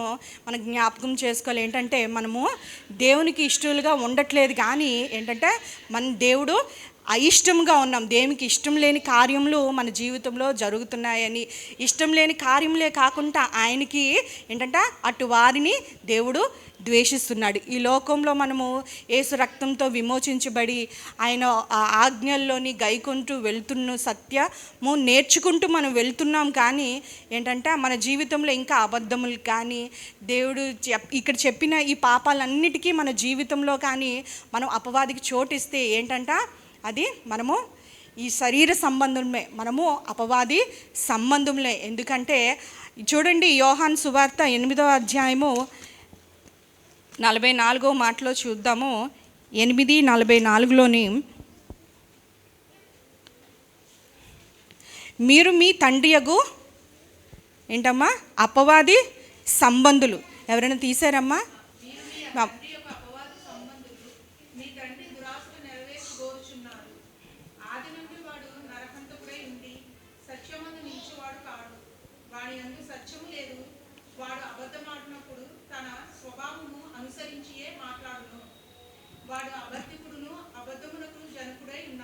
అంటే ఇక్కడ ఏం చెప్తున్నారంట, ఫాదర్ ఆఫ్ లైస్, ఇంగ్లీష్లో మాట ఉంటుంది, అబద్ధములకు జనకుడు. ఈ దినాన మన హృదయంలో మనం దేవుని సంబంధులు కాదు అని చెప్పడానికి మనం అబద్ధం ఆడుతున్నాం అంటే అప్పుడు మనం ఖచ్చితంగా ఏమనుకోవాలంటే మనము దేవుని సంబంధులం కాదు, వెలుగు సంబంధులం కాదు, దేవుని కుమారులము కుమార్తెలమైతే కాదు, కానీ మనం అపవాది స్వభావం గలవారమని, వాడి స్వభావాన్ని వాడు ప్రేరేపించినప్పుడు దేవుడు అపవాదికి మన హృదయంలో స్థానం ఇచ్చి వాడు ప్రేరేపించినప్పుడు మనం అబద్ధాలు చెప్తున్నప్పుడు ఏమవుతామంటే మనము సాతాను సంబంధులము, అపవాది స్వభావం కలిగిన వారమై ఇక్కడ ఉంది. ఎందుకంటే అబద్ధములు ఎక్కడి నుంచి పుట్టాయంట, తండ్రి అంటే ఏంటంటే దేనికన్నా మూలమైన వారు, జననం ఇచ్చిన వారు, దానికి ఏంటంటే తండ్రి అంటే అబద్ధములకు జనకుడు. మన బైబిల్ గ్రంథంలో అంతా చూసుకున్నట్లయితే అపవాది వచ్చిన దగ్గరల్లా అక్కడ ఒక అబద్ధం ఉంటుంది కదా. ఆది కాండంలోని అవ్వ చెప్తున్నప్పుడు ఈ చెట్లు అన్నిటినీ పండ్లన్నీ తినొచ్చు, కానీ మంచి చెట్లు కలిగించిన ఒక్క చెట్టు మాత్రమే దేవుడు మమ్మల్ని తినద్దు అన్నాడు అని చెప్పినప్పుడు అప్పుడు ఏం చెప్తుందంట, పాము వచ్చి అపవాది వచ్చి చెప్తుంటుందంటే ఒకటేం చెప్తుందంట 3వ అధ్యాయంలో, ఇది నిజమా అని అడుగుతుందంట. మేము నిశ్చయంగా చనిపోతాము అని చెప్పి నరులకు దేవుడు ఆజ్ఞాపిస్తాడంట. ఖచ్చితంగా ఖండితంగా మీరు ఈ పండుని మీరు తిన్నట్లయితే మీరు చనిపోతారు అని దేవుడు ఆజ్ఞాపించినప్పుడు ఎట్టి విధంగా మోసం చేసిందంట. ఫస్ట్ అపవాది ఇది నిజమా అని స్త్రీతో మాట్లాడుతుంది. రెండో మాటలు అంటే మీరు చావరు అంటారు. ఇంకొక అబద్ధం ఏం చేస్తుందంట, మీరు దేవుని వలె దేవదూతల వలె మీరు మార్చబడుతూ అని భ్రమపెట్టి మోసపరుస్తూ ఉంటుంది. అంటే ఫస్ట్ టైం ఏం చేస్తుందంట, అవ్వని మోసపరచడానికి అపవాది వాడిన ఆయుధం ఏంటంటే ఒక అబద్ధము. అంటే దేవుని కొరకు మనిషితో మొదట అబద్ధం చెప్తుంది. రెండోసారి మనం చూసుకున్నట్లే యోబు గ్రంథం 1వ అధ్యాయంలో అంటూ ఉంటుంది కదా, నీవు నా సేవకుడైన యోబుని చూసావా అంటే నీతిమంతుడు అని అన్నీ చెప్పినప్పుడు అంటే అప్పుడు ఏం చెప్తుంది, మనిషి కొరకు దేవుడికి అబద్ధం చెప్తుంటుంది. రెండోసారి మనకు వచ్చినప్పుడు కూడా అపవాదం ఏమంటుందంటే, ఊరికనే నీ నమ్మిక ఉంచాడా, లే విశ్వాసం ఉంచాడా, నువ్వు చాలా మంచోడివి, అందుకు కాబట్టి నువ్వు ఇచ్చిన ఈవులు బట్టి నువ్వు చేసిన మేలను బట్టి ఉంచావు అని అంటుంది. ఆ తర్వాత మూడోసారి మనం చూసినట్లయితే లూకా సువార్త 22వ అధ్యాయం అనుకుంటాను, 22వ అధ్యాయం 3-4లోని అపోస్తులలోని చూడండి, మనిషి కుమారుణ్ణి సిలువ మీదకి అప్పచెప్పడానికి ఏమైందంట, అపవాది మనుషుల్లోని దూరి వారిని ప్రేరేపించింది. ఇస్కరియోతు యూదుకి ఏం చేసిందంట, అంతటా 22:2-3లో చూద్దాము. అంతటా 12 మంది శిష్యుల సంఖ్యలో చేరిన ఇస్కరియోతు యూదా అనబడిన యూదాలో సాతాను ప్రవేశించెను. ఎట్లా ప్రవేశించిందంట, చోటు ఇచ్చాడు కాబట్టి. సంఘంలోని అట్లా అపవాది ప్రవేశిస్తుందా అంటే ప్రవేశిస్తుంది. ఎప్పుడంటే మనము అవకాశము ఇచ్చినప్పుడు, వాడికి చోటు ఇచ్చినప్పుడు, వారికి అవకాశం ఇచ్చినప్పుడు, దాన్ని మనము ప్రలోభ పెట్టినప్పుడు మనం చోటు ఇస్తే ఏం చేస్తుందంట, సాతాను ప్రవేశిస్తుందంట. కనుక వాడు వెళ్ళి ఆయనను వారికి ఎలాగ అప్పగించునో దాని గురించి ప్రధాన యాజకులతో అధిపతులతోనూ మాట్లాడెను. అంటే మనిషి కుమారుణ్ణి మరణానికి సిలువకు అప్పచెప్పడానికి అప్పుడు అబద్ధ సాక్ష్యాలని రేపి ఎట్లాగా ఆయన లోకాన్ని తను చేస్తున్న పరిచర్య వలన వారు మతదూషణ చేస్తున్నాడని యేసయ్య మీద ఆరోపణలు మోపి సిలువకు అప్పచెప్పడానికి వారు ప్రణాళికలు వేసి ఉన్నారు. మొదటిసారి మనం ఈ చూసుకునే 3 సందర్భాల్లో కూడా ఏం చేసిందంట, అపవాది మనుషుల్ని భ్రమపరుస్తుంది. అయితే దేవుడికి మీద మనుషులకి ఏం చేస్తుందంట, అబద్ధాలు చెప్తుందంట, భ్రమపరుస్తుందంట. దేవుడు చేసిన వాగ్దానాలు లేదంటే ఆ మాటల్ని నమ్మడానికి అనుమానించడానికి చేయవలసిన ప్రయత్నాలన్నీ చేస్తూనే ఉంటుంది. అందుకే ఏంటంటే ఈ దినాన్ని ఎప్పుడైనా పొరపాటున ఏదైనా మనం అబద్ధం ఆడి అయ్యో అని అనుకొని నాలుగు ఖర్చుకున్నట్లయితే మనకి ఇంకనూ ఏంటంటే దేవుని భయం కలిగి ఉన్నామని మనం సరి చేసుకోవడానికి కదా, లేని మాటలు చెప్పినప్పుడు కానీ ఎవరికోసం కొండెంలాడని కానీ అది పొరపాటున ఏదైనా వచ్చేసి ఉండుంటే సరి చేసుకోవడానికి ఇంకా మనకి సమయం ఉన్నట్టే. కానీ లేదంటే ఒక అబద్ధాన్ని లేని మాటను పుట్టించి కొండెంలాడి ఒకరి మీద ఒకరికి జగడాలు పుట్టించి కుటుంబాలు అట్లాగా మనం ఉండి యథేచ్ఛగా చక్కగా మనం గుండె మీద చెయ్యేసుకొని నెమ్మది కలిగి ఉన్నామంటే ఏంటంటే మనం జీవితాలు, ఆత్మీయ జీవితాలు మనం అపవాది సంబంధాలుగానే ఉన్నాము. లేదంటే కయీని స్వభావము కలిగిన వారమని మనము జ్ఞాపకం చేసుకోవాలి. వెలుగు ఏమాత్రము లేదు. మనము దేవుడు అని చెప్పుకుంటూ మన దేవుడు ఏంటంటే I'm the truth, I'm the way, I'm the life, నేనే మార్గమును సత్యమును జీవమును అని ఉంటుంది కదా. ఆయన ఇచ్చిన అభిషేకము అబద్ధము కాదు, అది సత్యమే ఉంటుంది. ఆయన ఇచ్చిన పరిశుద్ధాత్ముడు మనకి సత్యం ఉంటుంది. ఆయన ఇచ్చిన వాక్యము అది సత్యమైనది. మనం ఈ సంఘంలోని ఏంటంటే ఈ సత్యం అనే స్తంభంలో మనము కట్టబడుతున్నాం. సంఘం కూడా ఏంటంటే సత్యంకు స్తంభమై ఉండను అని అంట. అటు రీతిగా మనం క్రైస్తవుల్ని, మనం సత్యవంతుడైన దేవుణ్ణి అబద్ధము ఆయన ఆడడు. చూడండి, రోమిలు రాసిన పత్రికలో ఎటువంటి దేవుణ్ణి కలిగి ఉన్నాము అంటే, చూడండి రోమిలు రాసిన పత్రికలోని ఒక మాట ఉంటుంది, 3వ అధ్యాయము, ఆమెన్ అబద్ధం ఆడడు, అబద్ధం ఆడ జాల నేరడు అని ఉంటుంది. ఎవరైనా తీస్తే చూడండి, 3:4 ప్రతి మనుష్యుడును అబద్ధికుడుగాను దేవుని సత్యవంతుడు కాక తీరడు కదా. సత్యదేవుడు కలిగిన ఉన్న మనము ఏం చేస్తున్నామంటే ఈ దినాల్లో చూడండి, తిమోతి రాసిన పత్రిక అంచె దినాల్లో ఎటువంటి వారు ఎక్కువైపోతూ ఉంటారంటే ఎందుకొరకు మనము మన ఆత్మీయ జీవితాలు మనం సాధకం చేసుకుంటున్నాం అని అనుకుంటున్నాం. భక్తి విషయంలో మనము సాధకం చేసుకుంటున్న వారమే అయినప్పటికీ కూడా అంచె దినాలు అపాయమైన కాలంలో వచ్చినప్పుడు ఏలయనగా మనుషులు స్వార్థప్రియులు, ధనాపేక్షకులు, బెంకములాడువారు, అహంకారులు, దోషకులు, కింద ఏమున్నాయమ్మా, బింకములు ఆడువారు. రెండోది ఏంటంటే 3వ లైన్లో ఉన్న లిస్టులోనే ఉన్నవారంట బింకములు ఆడుతూ ఉంటారంట. చూడండి, అట్లాగే 7వ మాట చూడండి, అదే దాంట్లోని ఎల్లప్పుడూ నేర్చుకొనుచు సత్య విషయమైన అనుభవ జ్ఞానముని ఎప్పుడూ పొందలేని అవివేక స్త్రీల యొక్క ఎండలో చచ్చి వారిని చెరపట్టుకొని పోవారు వీరిలో చేరువారు. అంటే ఎప్పుడు నేర్చుకుంటూనే ఉంటాం, ఎప్పుడు వాక్యం వింటూనే ఉంటాం, ఎప్పుడు ప్రయాసపడి వస్తూనే ఉంటాం. కానీ అవివేక స్త్రీలకున్న ఒక లక్షణం ఏంటంటే వింటూ ఉంటాం, కిందకి వెళ్ళేటప్పుడు మర్చిపోతూ ఉంటాం. అది మన ఆత్మీయ జీవితంలో విని విడిచిపెట్టేటట్టు వాక్యం ఉంటుంది, కానీ మన ఆత్మీయ జీవితంలో దాన్ని ప్రాక్టీస్లో పెట్టుకోవడానికి, అనుదిన జీవితంలోని దాన్ని అవలంబించడానికి కానీ దాన్ని అన్వయించుకొని ఆయన రూపులోకి మనం మార్చబడడానికి ప్రయత్నం ఏమీ చేయలేకపోతే అట్టి స్త్రీలను ఏమంటారంటే అవివేక విషయం, సత్యము గూర్చిన అనుభవ జ్ఞానము ఎప్పుడూ పొందలేని వారిని ఏమంటారంట పొందలేకపోతున్నాం. సత్యం గూర్చిన అనేకమైన విషయాలు కదా, దేవుని వాక్యం సత్యమైనది. దీని వాక్యంలోనే ఏంటని చేయాలంట, మనము ఎదుగుతూ ఉండాలంట. కానీ అటు రీతిగా కాకుండా మనము ఎల్లప్పుడూ నేర్చుకునే వారంగానే ఉండి దాన్ని విని విడిచిపెట్టే వారంగా ఉన్నట్లయితే ఏమవుతుందంట, అటువంటి వారిని ఏమంటారంట అవివేక స్త్రీలు. చూడండి, సామెతల గ్రంథము 30వ అధ్యాయంలోని ఒక మాట ఉంటుంది. సామెతలు 30లోని 31:10-11. ఎవరమ్మా చదువుతుంది? గట్టిగా చదవండి.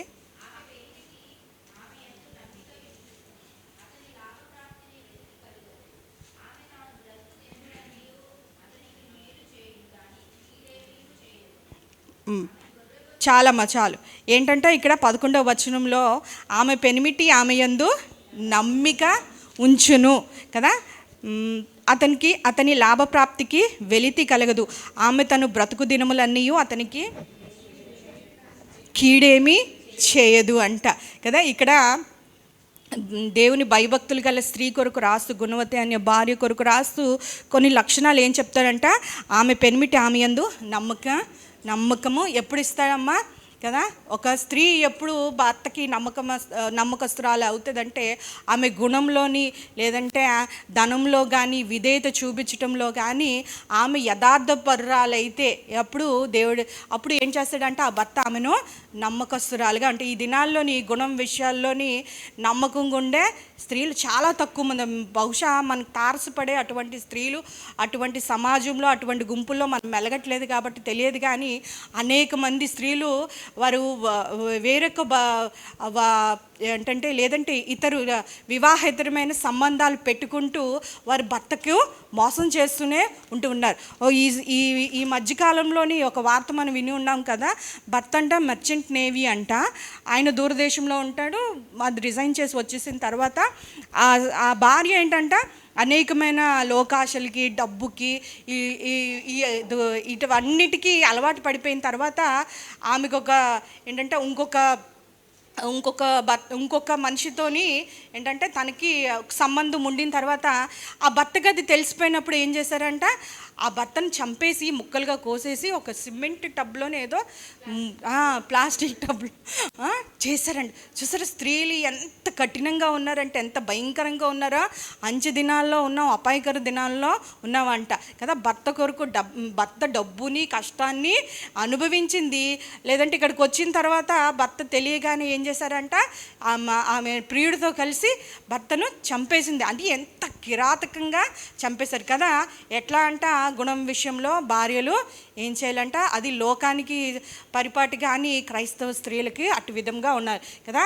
గుణం విషయంలో భర్తకి ఏం చేయాలంటమ్మా, మనము అప్పుడు భర్త లేచి నువ్వు పవిత్ర ధర్మము అంతంలో కింద పవిత్ర ధర్మము అనుసరించి ఉన్నావని కదా. నమ్మకస్తులుగా ఉండాలంటే మనం గుణం విషయంలో మనము భర్తలు ఇంటిలోని భర్తకి మనము నమ్మకస్తులుగా ఉండాలి. ఆ తర్వాత ధనం విషయంలో చాలాసార్లు చూసినట్లయితే భర్త భార్య ఇంటి వ్యవహారాలన్నీ చూసుకుంటుందని డబ్బులంతా తీసుకొచ్చి నెలంతా కష్టపడింది చేతిలో పెట్టిన తర్వాత చాలామంది స్త్రీలు ఏం చేస్తారంట, దాన్ని ఆయన భర్త కష్టార్జితం అని కొన్ని అవసరాల కొరకు దాన్ని తీర్చడానికి ఇచ్చేదని కాదు, కానీ లోక వ్యామోహంతో లోక ఆశలకి వీడబట్టిన స్త్రీలు చాలామంది అవసరం ఉన్నా లేకపోయినా భర్తకు తెలియకుండా ఇన్స్టాల్మెంట్లో కొంటూ ఉంటారు. లేదంటే పక్కింటి వారికి, ఎదురింటి పిన్ని గారికి, వీళ్ళకి వాళ్ళకి ఏమైనా ఉన్నాయని చెప్పి అటువంటి స్త్రీలు మన మధ్య సమాజంలో లేరమ్మా, ఉంటానే ఉన్నారు. విన్నారా ఎక్కడైనా ఎప్పుడన్నాను? ఉంటానే ఉన్నారు. అలాగా భర్తకి తెలియకుండా తీసుకుంటూ ఉంటుంటారు. ఒకవేళ అవసరానికి అట్లా తీసుకున్నా వాడినా ఆ డబ్బుని ఏం చేయాలంటమ్మా, దాన్ని ఖచ్చితంగా భర్త కుటుంబానికి శిరసే ఉన్నాడు కాబట్టి ఆయన నెమ్మదిగా ఉన్నప్పుడు, లేదంటే కోపం రాని టైంలో మంచి సమయం చూసుకొని జ్ఞానం కలిగి దాన్ని దేని కొరకు వాడామో దానికి చెప్పాలి. అట్లా చాలామంది ఉండరు. లేదంటే ఎవరైతే అప్పులు తీసుకుంటారో లేదంటే అప్పులు చేస్తారో వారి ఇంటి మీదకి వచ్చినప్పుడు, వడ్డీకి వచ్చినప్పుడు ఆ గొడవ అల్లరయ్యి అప్పుడు తెలియడం కాదు, కానీ జ్ఞానం కలిగిన స్త్రీ కదా అపనమ్మకస్తులైన భార్యలుగా ఉండకూడదు అంట. ఎప్పుడు భర్త నమ్మే స్త్రీగా ఉండాలంటే ఆయన ఇచ్చిన డబ్బు విషయంలో మనము నమ్మకంగా ఉండాలంట. సామెత ఉంటుంది కదా, ఎంత మంచిగా ఉంటే అంతే కాలు చాపుకోవాలంట కదమ్మా, అప్పు చేసి పప్పుకూడదంట. అటువంటి స్త్రీలుగా ఎప్పుడు ఉండకంట. భర్త కష్టార్జితంలో ఆయన ధనం విషయంలో కుటుంబం నడిపించుకునే విషయంలో మనం యథార్థపరులుగా ఉండాలి. భర్తకు నమ్మకస్తులుగా మనం ఉండి కుటుంబాన్ని బాధ్యతలు సక్రమంగా నిర్వర్తించే స్త్రీలుగా ఉండాలి. అందుకే అతను మేలు చేయను, కానీ అటువంటి స్త్రీలు ఏం చేస్తారంటే ఎప్పుడు అటువంటి ధనాపేక్ష గలవారు కాకుండా శరీరాశలకు లోనైపోయి లోకంలో ఆశలు కలిగి కదా ఇంటి బాధ్యతలను విడిచిపెట్టి అవసరతలను విడిచిపెట్టి భర్త దేనికో స్కూల్ ఫీజుకో లేదంటే కాలేజ్ ఫీజుకో ఇంకా దేనికో ముఖ్యంగా ఇచ్చినప్పుడు దాన్ని ఏంటంటే నమ్మకంగా యథార్థంగా దాన్ని ఖర్చు పెట్టడానికి దేవుని పొదుపు చేయడానికి దానికి ఏంటంటే అప్పుడు ఏమవుతామంటే అటువంటి స్త్రీలు ఏం చేస్తారంటే ఆ భర్తకు మేలే చేస్తూ ఉంటారు, కానీ వారికి కీడేమి చేయరు అన్నమాట. అందుకే కుటుంబంలో స్త్రీ చాలా సుబుద్ధి గల స్త్రీ, ఏంటంటే జ్ఞానం కలిగే స్త్రీ. కుటుంబంలో సంభాషణ కూడా చాలా ఇక్కడ సుబుద్ధి గల స్త్రీ ఎలాగంటే జ్ఞానం కలిగి తన నోరు తెరుస్తూ ఉంటుందంటే ఏదన్నా గొడవ అవుతున్నప్పుడు లేని కానీ లేదంటే బిడ్డలకి తల్లిదండ్రులకి గొడవలు అవుతూనే ఉంటాయి. ఎవరి కుటుంబాలన్నా చిన్న చిన్న గొడవలు అవుతూ ఉంటాయి. స్త్రీలగా ఏం చేయాలంటే వాటిని ఆజ్యం పోసి మరింత 2 మాటలు చెప్పి వారి కోపం రేపినట్టు చేసి గొడవను అధికం చేసే స్త్రీలుగా ఉండకూడదని కాదు, కానీ ఏంటంటే సుబుద్ధి గల స్త్రీకి సుబుద్ధి ఏం చేస్తుందంటే ఆ సుబుద్ధి గల భార్య దేవుడిచ్చు దానము. ఇప్పుడు సుబుద్ధికి ఏం చేస్తుందంట, దీర్ఘశాంతాన్ని ఇస్తుందంట. అన్ని సామెతల గ్రంథంలో ఉంటుంది. సుబుద్ధి ఏం చేస్తుందంట, దీర్ఘశాంతం ఏం చేస్తుందంట, అన్ని విషయాల్ని ఓర్చుకోవడానికి సహించుకోవడానికి నీకు ఏం చేస్తుందంట, పేషెన్స్ ఓర్పునిస్తుందంట, నేర్పునిస్తుంది. సర్లే ఈ మనం ఆ గొడవలో మనం ఒక మాట వేసి ఇంకొక మాట వేసి దీన్ని ఈ గొడవను అధికం చేసే బదులు ఏం చేస్తారు, దీర్ఘశాంతం గలవారు ఏం చేస్తారంట, వివాదంను అణిచివేస్తారు అని ఉంటుంది. చూడండి సామెతలు 15:18 కోపోద్రేకీయుడగు వాడు కలహమును రేపును, దీర్ఘశాంతుడు వివాదమును అణిచివేయను అంట కదా. కోపం వారితో పాటు మనం కోపం వచ్చి చాలా కష్టం. మనము ఇక్కడ వాక్యంలో ఉన్నంత సులువైతే కాదు. కోపం వస్తున్నప్పుడు మనకి కోపం వస్తుంది, మనం శరీరంలో ఉన్నాం కాబట్టి మాటకు మాట వెళ్ళిపోయడం. కానీ ఏదైనా టైంలోని ఆత్మ సంబంధులమైతే ఆత్మతో నడిపింపవారైతే కదా, మీరు మద్యంతో మత్తులై ఉండక కానీ ఆత్మ పూర్ణులై ఉండి అని పౌలు అంటే చూడండి, మద్యంతో మత్తులైన వారు ఏమవుతారంటే ఫుల్గా తాగేసిన వాళ్ళు ఏం చేస్తుంటారంటే వారి స్వాధీనంలో ఉండరు. వారి మాటలు వారి చేతలు వారి స్వాధీనంలో వాళ్ళు ఉండరు.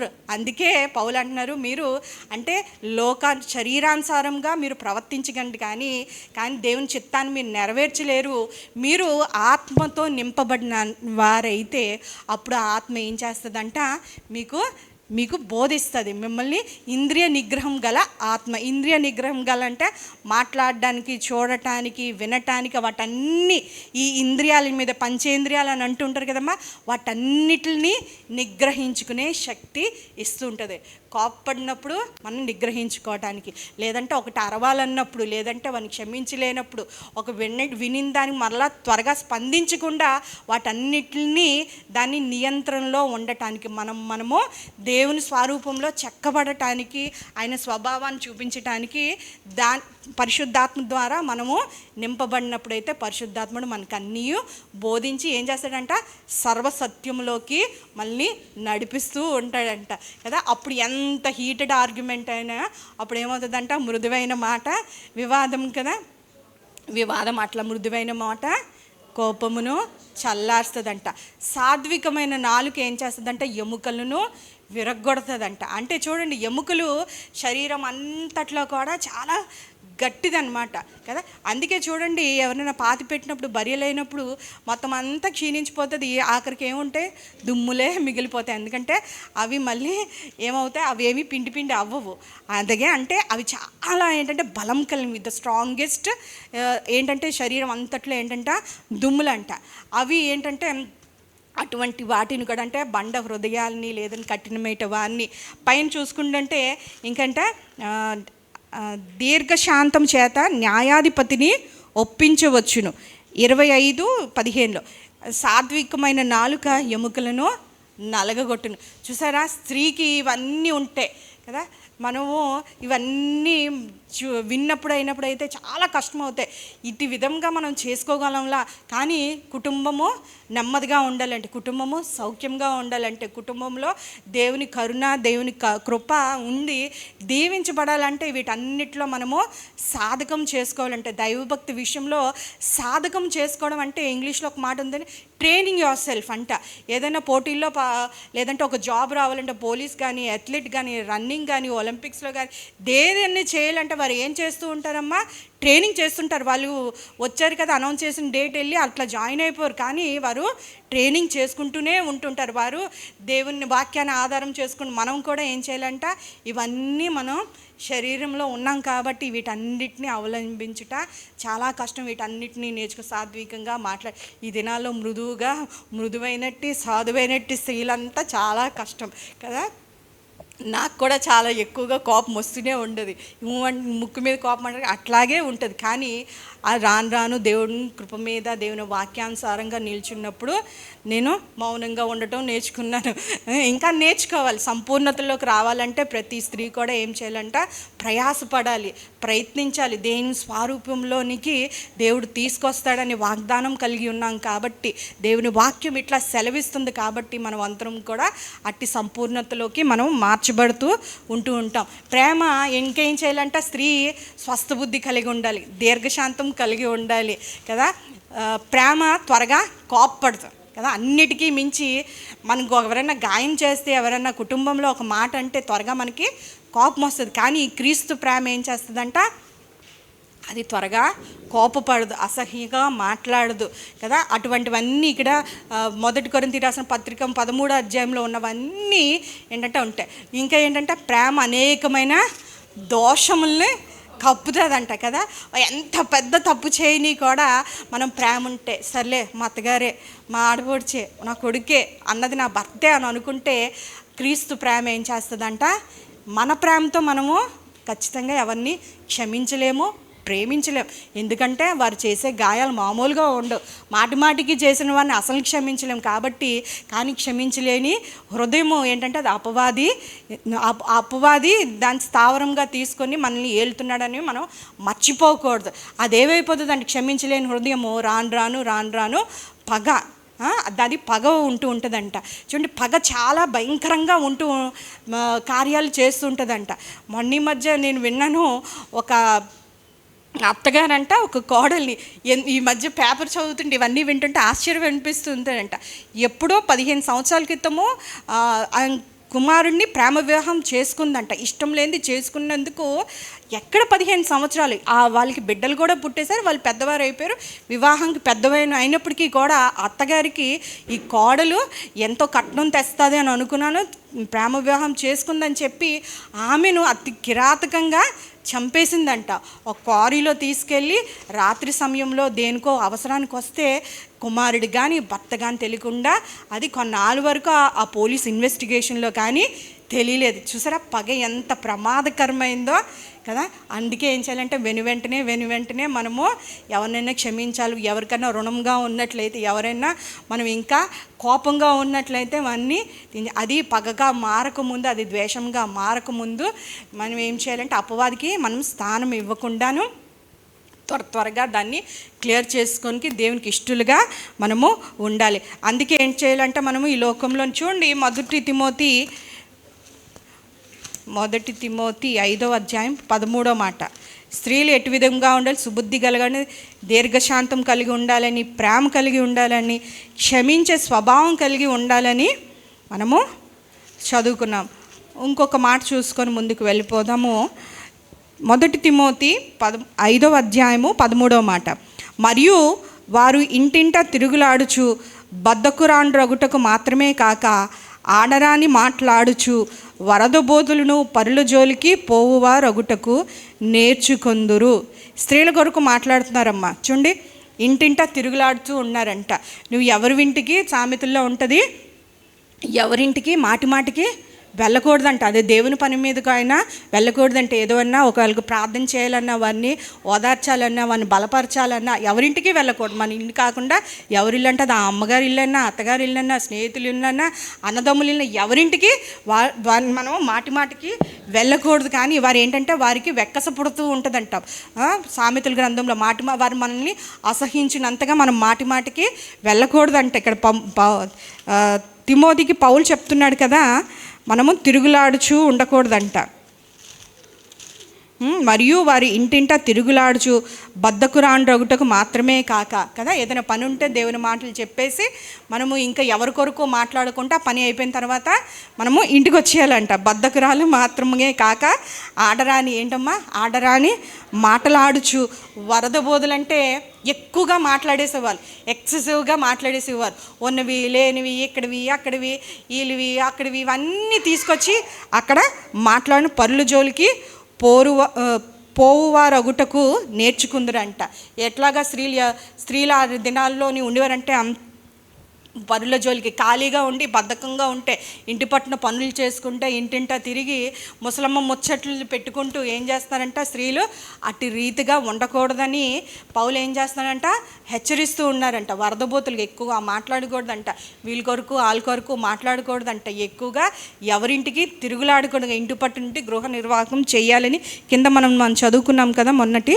నిందించుటకు అవకాశం లేకుండా, విరోధికి అవకాశం ఉండడం వల్ల కోరుచున్న నా పైన కిందని మనం చదువుకున్నట్లయితే మన ప్రవర్తన అంతటి విషయంలోని మనము ఏం చేయాలంట, మనం జాగ్రత్తగా చూసుకోవాలంటే ఈ నాలుకతోని మనము కుటుంబాలను అట్టి విధంగా సరి అయిన పద్ధతిలో, జ్ఞానం కలిగిన స్త్రీ జ్ఞానంతో నోరు తెరిచినప్పుడు కుటుంబాలు బాగుపడతాయి, కుటుంబాల్లో నెమ్మది ఉంటుంది, కుటుంబాల్లో సమాధానం ఉంటుంది, కుటుంబాల మీద దేవుని కటాక్షం ఉంటుంది, ఆయన కృప ఉంటుంది, దేవుడు కుటుంబాలని దీవిస్తూ ఉంటాడు. చూడండి ఇంకొక మాట చూద్దాం. ప్రసంగి రాసిన పత్రిక ప్రసంగి 5వ అధ్యాయంలో. సరే అయితే ఇంట్లో అట్లా ఉండాలి స్త్రీలు, మరి సంఘానికి వచ్చినప్పుడు ఎట్లా ఉండాలో మనం చూద్దాము. దేవుని వాక్యంలో 5వ అధ్యాయం ప్రసంగి 559వ పేజీ. అమ్మ, నీవు దేవుని మందిరమునకు పోవునప్పుడు నీ ప్రవర్తన జాగ్రత్తగా చూచుకొను. భక్తిహీనులు అర్పించినట్లుగా బలి అర్పించుట కంటే సమీపించి ఆలకించుట శ్రేష్టం. నువ్వు దేవుని మందిరంకి వెళ్తున్నప్పుడు ఏదో చక్కగా వేడిగ్గా వచ్చామా వాడిగ్గా కూర్చొని అలవాటుగా వినేసి మనం వెళ్ళిపోయినట్టు కాదు. కానీ వచ్చినప్పుడు ఏంటంట, మన ప్రవర్తన అంతటి విషయంలో మనము జాగ్రత్తగా ఉండాలంట. బుద్ధిహీనులు అర్పించినట్లు బలి అర్పించుట కంటే సమీపించి ఆలకించుట శ్రేష్టము కదా. విన్నామా వచ్చామా వెళ్ళిపోయాం కాదు, కానీ ఒక లక్ష్యంతో వచ్చాము. దేవుడు మాట్లాడతాడని వచ్చినప్పుడు ఆత్మ చెప్పు మాట చెవుగలిగాడు వినును గాక. ఇది మనుషులు చెప్పే బోధ కాదు, ఇది దేవుని స్వరం అని చెప్పి తెస్సలోనికీయులకు రాసిన సంఘంలో ఒక మాట ఉంటుంది కదా, అట్లాగా ఇది దేవుని స్వరం అని, దేవుని మాటలని మనం గైకొని విన్నట్లయితే అది ఏంటంటే అది మనకు మేలు, ఆశీర్వాదము. అది బలులు అర్పించుట కంటే అది చాలా మంచిదంట, అది శ్రేష్టమంట. వారు తెలియకే దుర్మార్గపు పనులు చేదురు. వారికి తెలియకుండా ఇవన్నీ చేస్తున్నారంట. లేఖనములు తెలియకుండా ఇవన్నీ ఏం పనులంట? దుర్మార్గపు పనులంట. నీవు దేవుని సన్నిధిని అనాలోచనగా పలుకుటకు నీ హృదయమును త్వరపడనిమ్ముకు కదా. సంఘంలో ఉంటాము, సంఘంలో మాట్లాడుతున్నప్పుడు ఎన్ని మాటలు, తప్పు మాటలు దొర్లిపోతూ ఉంటాయి. సరదాగా మాట్లాడుకుంటూ ఉంటాం, కానీ అందులో కూడా దేవుడు ఏంటంటున్నాడంటే వాటికి కూడా తప్పు. అనాలోచనగా నువ్వేం మాట్లాడవసరం లేదు. ఎందుకు అనాలోచనగా ఒక మనిషి కొరకు, లేదంటే కించపరచాలి, ఒక స్త్రీ కొరకు, లేదంటే నీ తోటి సహోదరి కొరకు ఎందుకు లేని మాటని పుట్టించాలి? ఎందుకు? ఎప్పుడంటే వారి తప్పుల్లోని మనం, ఒక స్త్రీలో మనం తప్పులు వెతుకుతున్నట్లయితే ఆ స్త్రీలో ఉన్న మంచితనాన్ని మనం గుర్తించడం మన కంటికి గుడ్డితనం కలిగిస్తుంది. మన ఇదే కాదు, కొండములు చెప్పుకుంటే అది మనకి తగినదే కాదు అంట. చూడండి, సామెతల్లోనే ఒకటి ఉంటుంది, అవి రుచిగల భోజ్యములు, పదార్థములు అంట. ఎవరికైతే రుచిగలమైనవో, మన బిర్యానీ పెట్టినా, చికెన్ పెట్టి, ఇష్టమైన ఏ ఆహారం పెట్టినప్పుడు ఏం చేస్తాం? దాన్ని ఇష్టంగా తింటున్నాం. ఏదైనా సహోదరి మనకి లేని మాట, ఆ సహోదరి లేనప్పుడు వెనకాల చెప్తున్నప్పుడు, దాని కొండెములు చెప్తున్నప్పుడు ఎట్లా వింటుంటారు? ఇంకా చెప్పు, ఇంకా చెప్పు, అట్లా మనం ఇంకా కొంచెమే, ఇంకో కూర, కొంచెం రసమే, ఇవన్నీ మనకు నచ్చితే ఎట్లా తింటామంటే దేవుడు ఏం మాట్లాడతాడు వాక్యంలో? రుచిగల పదార్థముల వల్లే, భోజ్యముల వల్లే ఏంటంటే అవి కడుపులోకి దిగిపోదును, శరీరంలోకి దిగుతాయి. అంటే అంతటి ఏంటంటే నాశనాన్ని కలుగు చేస్తూ ఉంటాయంట. అటు వాటిని మనము చేయకూడదు. మనకి సంబంధమే లేదు. ఇంకొకసారి ఆ మనిషిని కొరకు, లేదంటే ఆ సహోదరి కొరకు మనం తీర్పు తీర్చాల్సిన అవసరం ఏమి, ఆమె బ్రతుకు కొరకు, లేదంటే ఆమె కుటుంబం కొరకు మనం మాట్లాడుకోవాల్సిన పనేమీ లేదు కదా. ఏదన్నా మనం మేలు కొరకు, క్షేమం కలుగున్నట్టు మన మాటలు ఉప్పు వేసినట్లు కృపా సహితంగానే ఉండాలి. కానీ ఆ మనిషి లేనప్పుడు అసలు మాట్లాడుకోడు, ఆ సహోదరి లేనప్పుడు వెనక మాట్లాడుకొనే కూడా. అట్లా మాట్లాడితే ఏమవుతుందంట, మనం మాట్లాడుకున్నప్పుడు ఆ మనిషికి తెలిసినప్పుడు వారు మన మధ్య ఉన్న నమ్మకాన్ని కోల్పోతారు. ఒకవేళ మనం నిజమే చెప్పచ్చు, కానీ రేపటి దినాన మనం నిజం చెప్తున్నప్పుడు కూడా వారు మన మీద, కుటుంబంతో వ్యక్తిగతమైన సంబంధాలు పోతూ ఉంటాయి కుటుంబంలో కదా. మనం అబద్ధాలు ఆడినప్పుడు, సరిగ్గా మాట్లాడలేనప్పుడు మన కుటుంబంలో సంబంధాలు కూలిపోతాయి. ఇంకోటి అంటే దేవునితో కూడా మనకి ఎడబాటు ఉంటుంది, దేవునితో కూడా మనకున్న వ్యక్తిగత సంబంధం కూడా చెడిపోతూ ఉంటుంది. అట్లాగా మనము అటు రీతిగా మనము మాట్లాడుకోవద్దు, చాలా జాగ్రత్తగా ఉండాలి. మనము సంఘానికి వచ్చినప్పుడు ఈ సిస్టర్ కొరకు, ఆ సిస్టర్ కొరకు, మనకి తెలియనివి, ఇక్కడవి అక్కడవి, వారి కుటుంబాలు, వారి పిల్లల కొరకు అట్లా లేని మాటనే పుట్టించకూడదు. వాటికి వ్యధ అని ఉండే, లేని మాటను పుట్టించే వాడికి వ్యధ అని ఉంటుంది. చూడండి, తర్వాత పలుకుటకు నీ హృదయము త్వరపడకూడదు. అంటే మాట్లాడటానికి త్వరపడకూడదంట, నిదానించి మాట్లాడలంట, అనాలోచనగా మాట్లాడకూడదు, మాట్లాడడానికి త్వరపడకూడదు. అందుకే మనకి దేవుడు ఏం చేశాడంట, 2 కళ్ళు 2 చెవులు అన్నీ ఇచ్చాడు, కానీ మాట్లాడడానికి ఒక నాలుగునే ఇచ్చాడు. ఎందుకంటే నాలుగు నరం లేదు, దుమ్ము లేదు, కాబట్టి ఎట్లాగైతే మాట్లాడదు. నోరు బాగుంటే ఏముందో ఒక మాట ఏముంటుందమ్మా సామెత, ఊరు బాగుంటుందంట. ఊరు కాదు, కుటుంబము, సంఘము, సమాజము, ఆ తర్వాత ఊరు. అటు రీతిగా మనం నోరు బాగుండే స్త్రీలుగా మనము ఉండాలి. నోరు బాగుంటే సాత్వికము, మృదువైన స్వభావంతో మనం మాట్లాడగలిగితే అన్నీ బాగుంటాయి కదా. త్వరపడి నీ నోటిని కాచుకోవాలంట, దాన్ని భద్రపరచుకోవాలంట. మనం నోటి వల్ల మన జీవ మరణాలు ఉంటాయి, కాబట్టి తన నోటిని కాపాడుకునేవాడు శ్రమ గురించి తన ప్రాణాన్ని తను కాపాడుకుంటాడంట. శ్రమలోకి వెళ్ళిపోకుండా తన్ని కాపాడుకుంటాడు, నాశనంలోకి వెళ్ళిపోకుండా అవన్నీ కాపాడుకుంటాడంట. దేవుడు ఆకాశమందు ఉన్నాడు, నువ్వు భూమి మీద ఉన్నావు. అవునమ్మా? కావున నీ మాటలు ఎట్లా ఉండాలి? కొద్దిగా ఉండవాలని. ఎందుకని మాట చెప్తున్నాడంటే, ఆ దేవుడు ఆకాశం మందు ఉన్నాడు, అయినప్పటికీ ఆయన ఎటువంటి దేవుడు? నీ మాటలు వినే దేవుడు. కాబట్టి ఆయన మనం చెప్పే ప్రతి మాట ఆయన వింటున్నాడు. కాబట్టి ఏం చేస్తాం, మన ప్రార్థన ఆలకించే దేవుడు కాదు, కానీ మనం మాట్లాడే ప్రతి మాటను కూడా దేవుడు వింటున్నాడు. కాబట్టి మాటలు ఎట్లా ఉండాలంటమ్మా? కొద్దిగా ఉండవాలి. విస్తారమైన పనిపాట్ల వలన స్వప్నములు పుట్టును, పెక్కు మాటలు పలుకువాడు బుద్ధిహీనుడు కదా. ఇది మన కేటగిరీయే కాదు, మనము ఏమో జ్ఞానవంతులు. ఎక్కువగా మాట్లాడి అందులో విస్తారమైన దోషములు ఉంటాయి, తప్పిదములు ఉంటాయి, పరిశుద్ధత కోల్పోతూ ఉంటాము, మన ఘనతను కోల్పోతూ ఉంటాం. అట్టి రీతిగా కాకుండా ఏం చేయాలంట, బుద్ధిహీనులు కాకుండా బుద్ధివంతుల వలె మనము ఉండాలి. నీవు దేవుని మొక్కుబడి చేసుకుని ఎళ్ళ దాన్ని చెల్లించుటకు ఆలస్యము. చాలామంది దేవునికి ఏం చేస్తారు, మొక్కుబడులు చేసుకుంటారంట.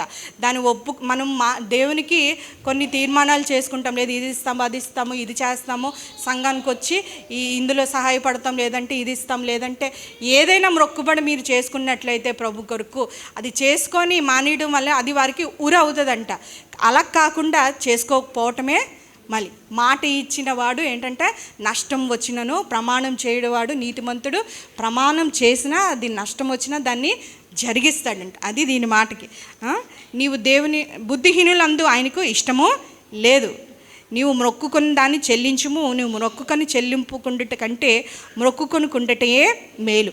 నీ దేహమును శిక్షకు లోపరిచినంత పని నీ నోట వలన జరిగింపము.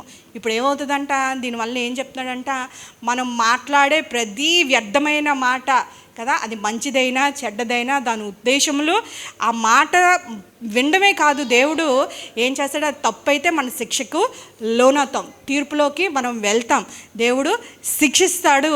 ఇంకోటి ఏంటంటే శిక్షకు లోపరుస్తాం పని నీ నోటి వలన జరగక నియము. అది పొరపాటు చేత జరిగినని దూత ఎదుట చెప్పకము అంట.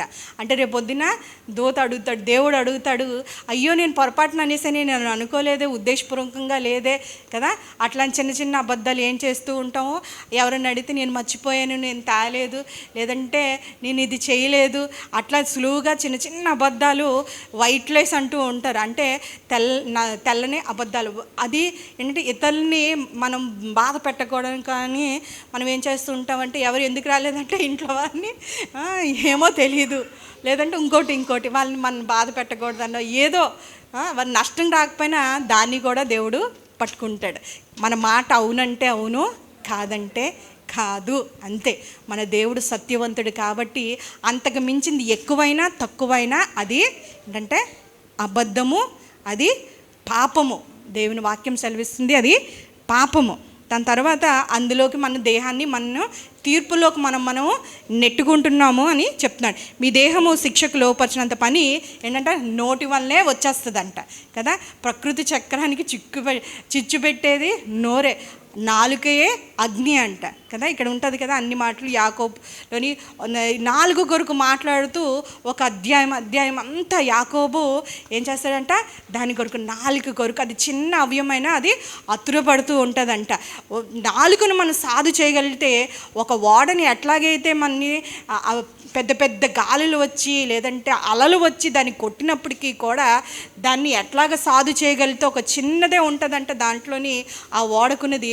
అది ఒక్కటే ఏం చేస్తుందంట, అది ఆ ఓడను మునిగిపోకుండా కాపాడుతూ ఉంటుందంట.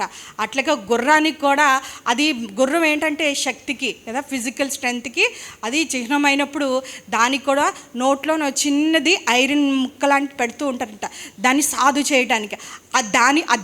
అలాగే మన శరీరం అంతటికి కూడా దేవుడు ఈ నాలుకని ఇచ్చాడు. ఈ నాలుక వలన మనం సాధు చేసుకున్నట్లయితే మనం కాపాడుకుంటాం, శిక్షలోకి వెళ్ళకుండా మన ఆత్మను మన శరీరాన్ని లోకమందు మన జీవితాలను మనం కట్టుకుంటాం, వృద్ధిలోకి వస్తాం.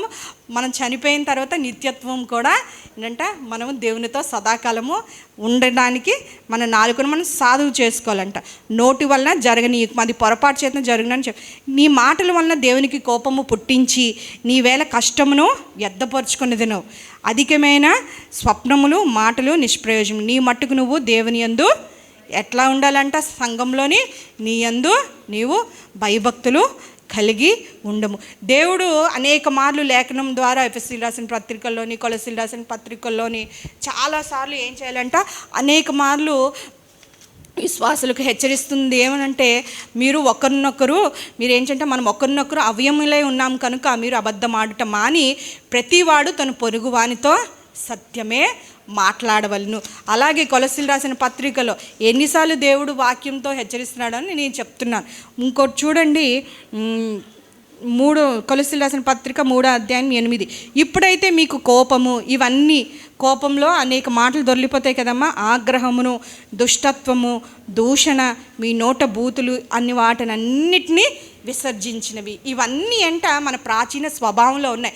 క్రీస్తు ఎరగక ముందు ఇవన్నీ ప్రాచీన స్వభావంతో ఉన్నాం. క్రీస్తుని ఎరిగిన తర్వాత ఆత్మచేత శరీర కార్యములను చంపుడి అంటే మన శరీర కార్యాలను ఆత్మతో చంపినట్లయితే పరిశుద్ధాత్మని సహాయంతో మనము ఈ శరీర కార్యాలన్నీ ఇప్పుడు మనం చెప్తున్నాయి. మనం ప్రాచీన పురుషుల్లో మనం మునుపు దేవుని ఎరగలేనప్పుడు ఇవన్నీ మనకు ఉన్నాయి, ఖచ్చితంగా ఉంటాయి. కానీ ఇంకా అవి మనలోని కొనసాగించినట్లయితే మనం ఇంకా సంపూర్ణతలోకి రాలేని వారమే, ఇంకా ఆత్మచేత నడిపింపబడిన వారం కాదంటే చెప్తుంది కదా. ఇప్పుడు నవీన స్వభావము కదా, సృష్టించిన వారి నిమిత్తం దాన్ని సృష్టించిన వారి పోలిక చొప్పున నూతన పరచబడుచున్న నవీన స్వభావము ధరించుకొని ఉన్నారు. ఇప్పుడు పాత స్వభావం ప్రాచీన పురుషుడు చనిపోయినట్లయితే ఈ శరీరంతో వచ్చినవన్నీ కదా, డిఫాల్ట్గా ఈ శరీరంలో పాపం ఉంది, పాపం నియమం ఉంటుంది. శరీర ఇచ్చలు నెరవేర్చుకోవడానికి ఎప్పుడు శరీరము ఆత్మకి ఎప్పుడు ఒక పోరాటం ఉంటూనే ఉంటుంది. శరీరము వద్దు అని అంటే ఆత్మ ఎస్ అంటుంది, ఆత్మ చేయమని అని అంటే శరీరము వద్దు అంటూనే ఉంటుంది. ఏది గెలుస్తుంది అంటే దానికి ఎక్కువ దేనికి బలం ఉంటే అది గెలుస్తూ ఉంటుందంట. ఏది గెలాలని అంటే దానికి ఎక్కువ మనం ఆహారం పెడుతూనే ఉండాలంట. ఆహారం ఎక్కడ దొరుకుతూ ఉంటుందంటే దేవుని సన్నిధిలో దొరుకుతూ ఉండాలి. ఆహారం భుజించి మనం బలవంతులం అవ్వాలంటే దేవుని సన్నిధిలోని రావాలి. మనం వ్యక్తిగతంగా దేవుని వాక్యాన్ని మనం చదవాలి, దేవునితో వ్యక్తిగతమైన సమయాన్ని తీసుకున్నట్లయితేనే కదా మనము నించిన వారు తను పడిపోకుండా జాగ్రత్త పడాలంటే ఇవన్నీ చేయాలి. ఇవన్నీ చాలా కష్టమే కదా, చాలా కష్టమే. కానీ మనం ఏం చేయాలంట, ఒక తీర్మానము తీసుకోవాలంట. ఒక్క మాట చూసుకొని వెళ్ళిపోదాము. ప్రకటన గ్రంథం 21వ అధ్యాయంలోని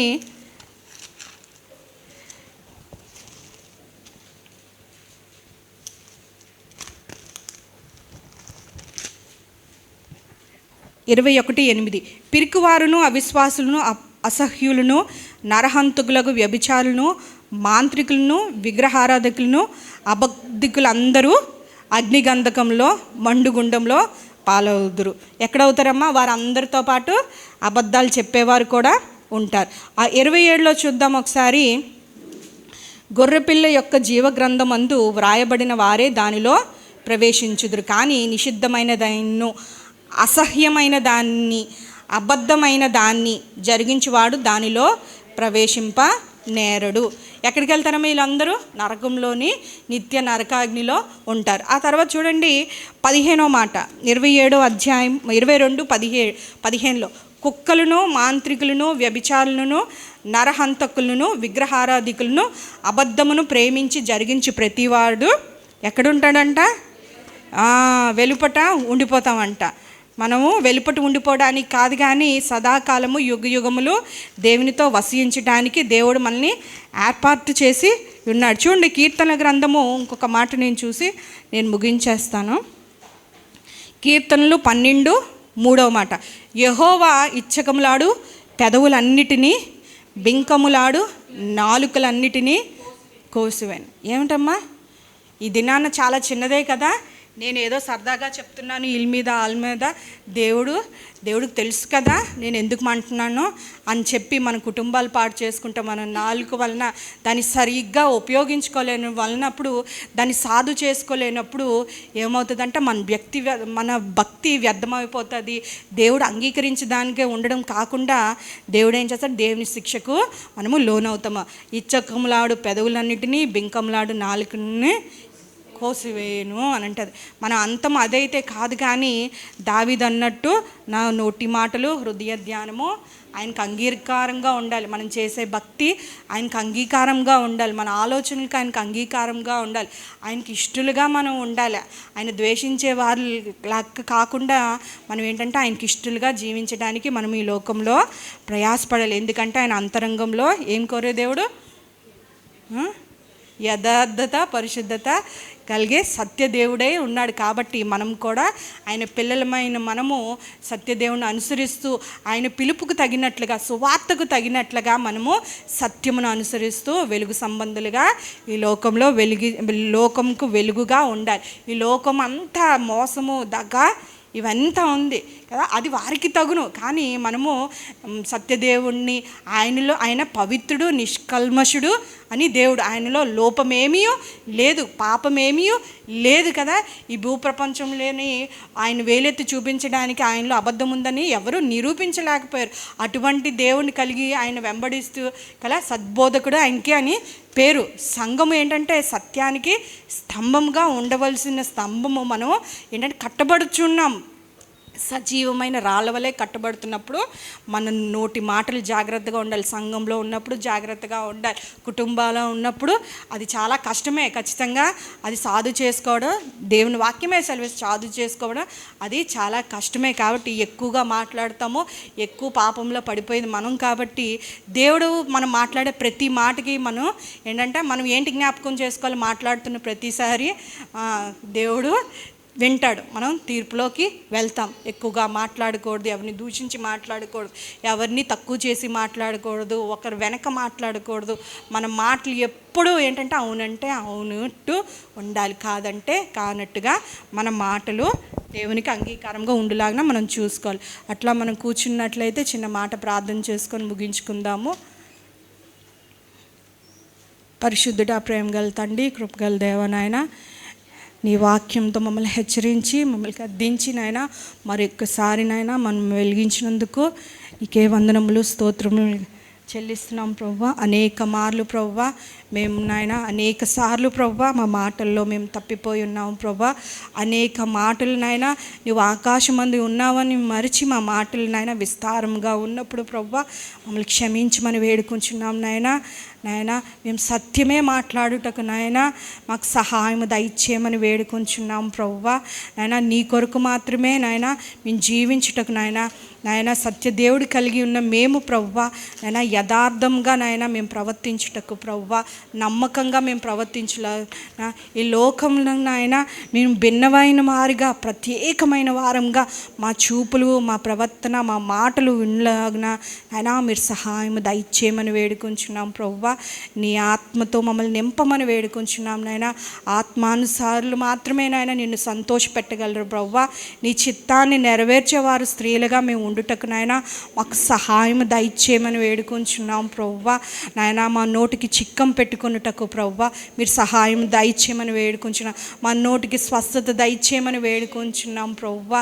నాయన కనికరించమని వేడుకుంటున్నాం నాయన. మా మాటలు నాయన కొద్దిగా ఉండలాగిన ప్రభువా, మా మాటలు నాయన ఎవరిని కించపరిచేటట్టు ఉండకుండా ప్రభువా, దూషణ మాటలైనప్పుడు నాయన అవి ఏమీ నాయన మా నోట ఉండకుండా ప్రభువా మా ప్రవర్తన అంతటి విషయంలో మేము జాగ్రత్త కలిగి ప్రభువా మేము జీవంలోకి నడిపించే వారంగా ఉండుటకు నాయన మీరు సహాయం దయచేయమని వేడుకుంటున్నాం నాయన.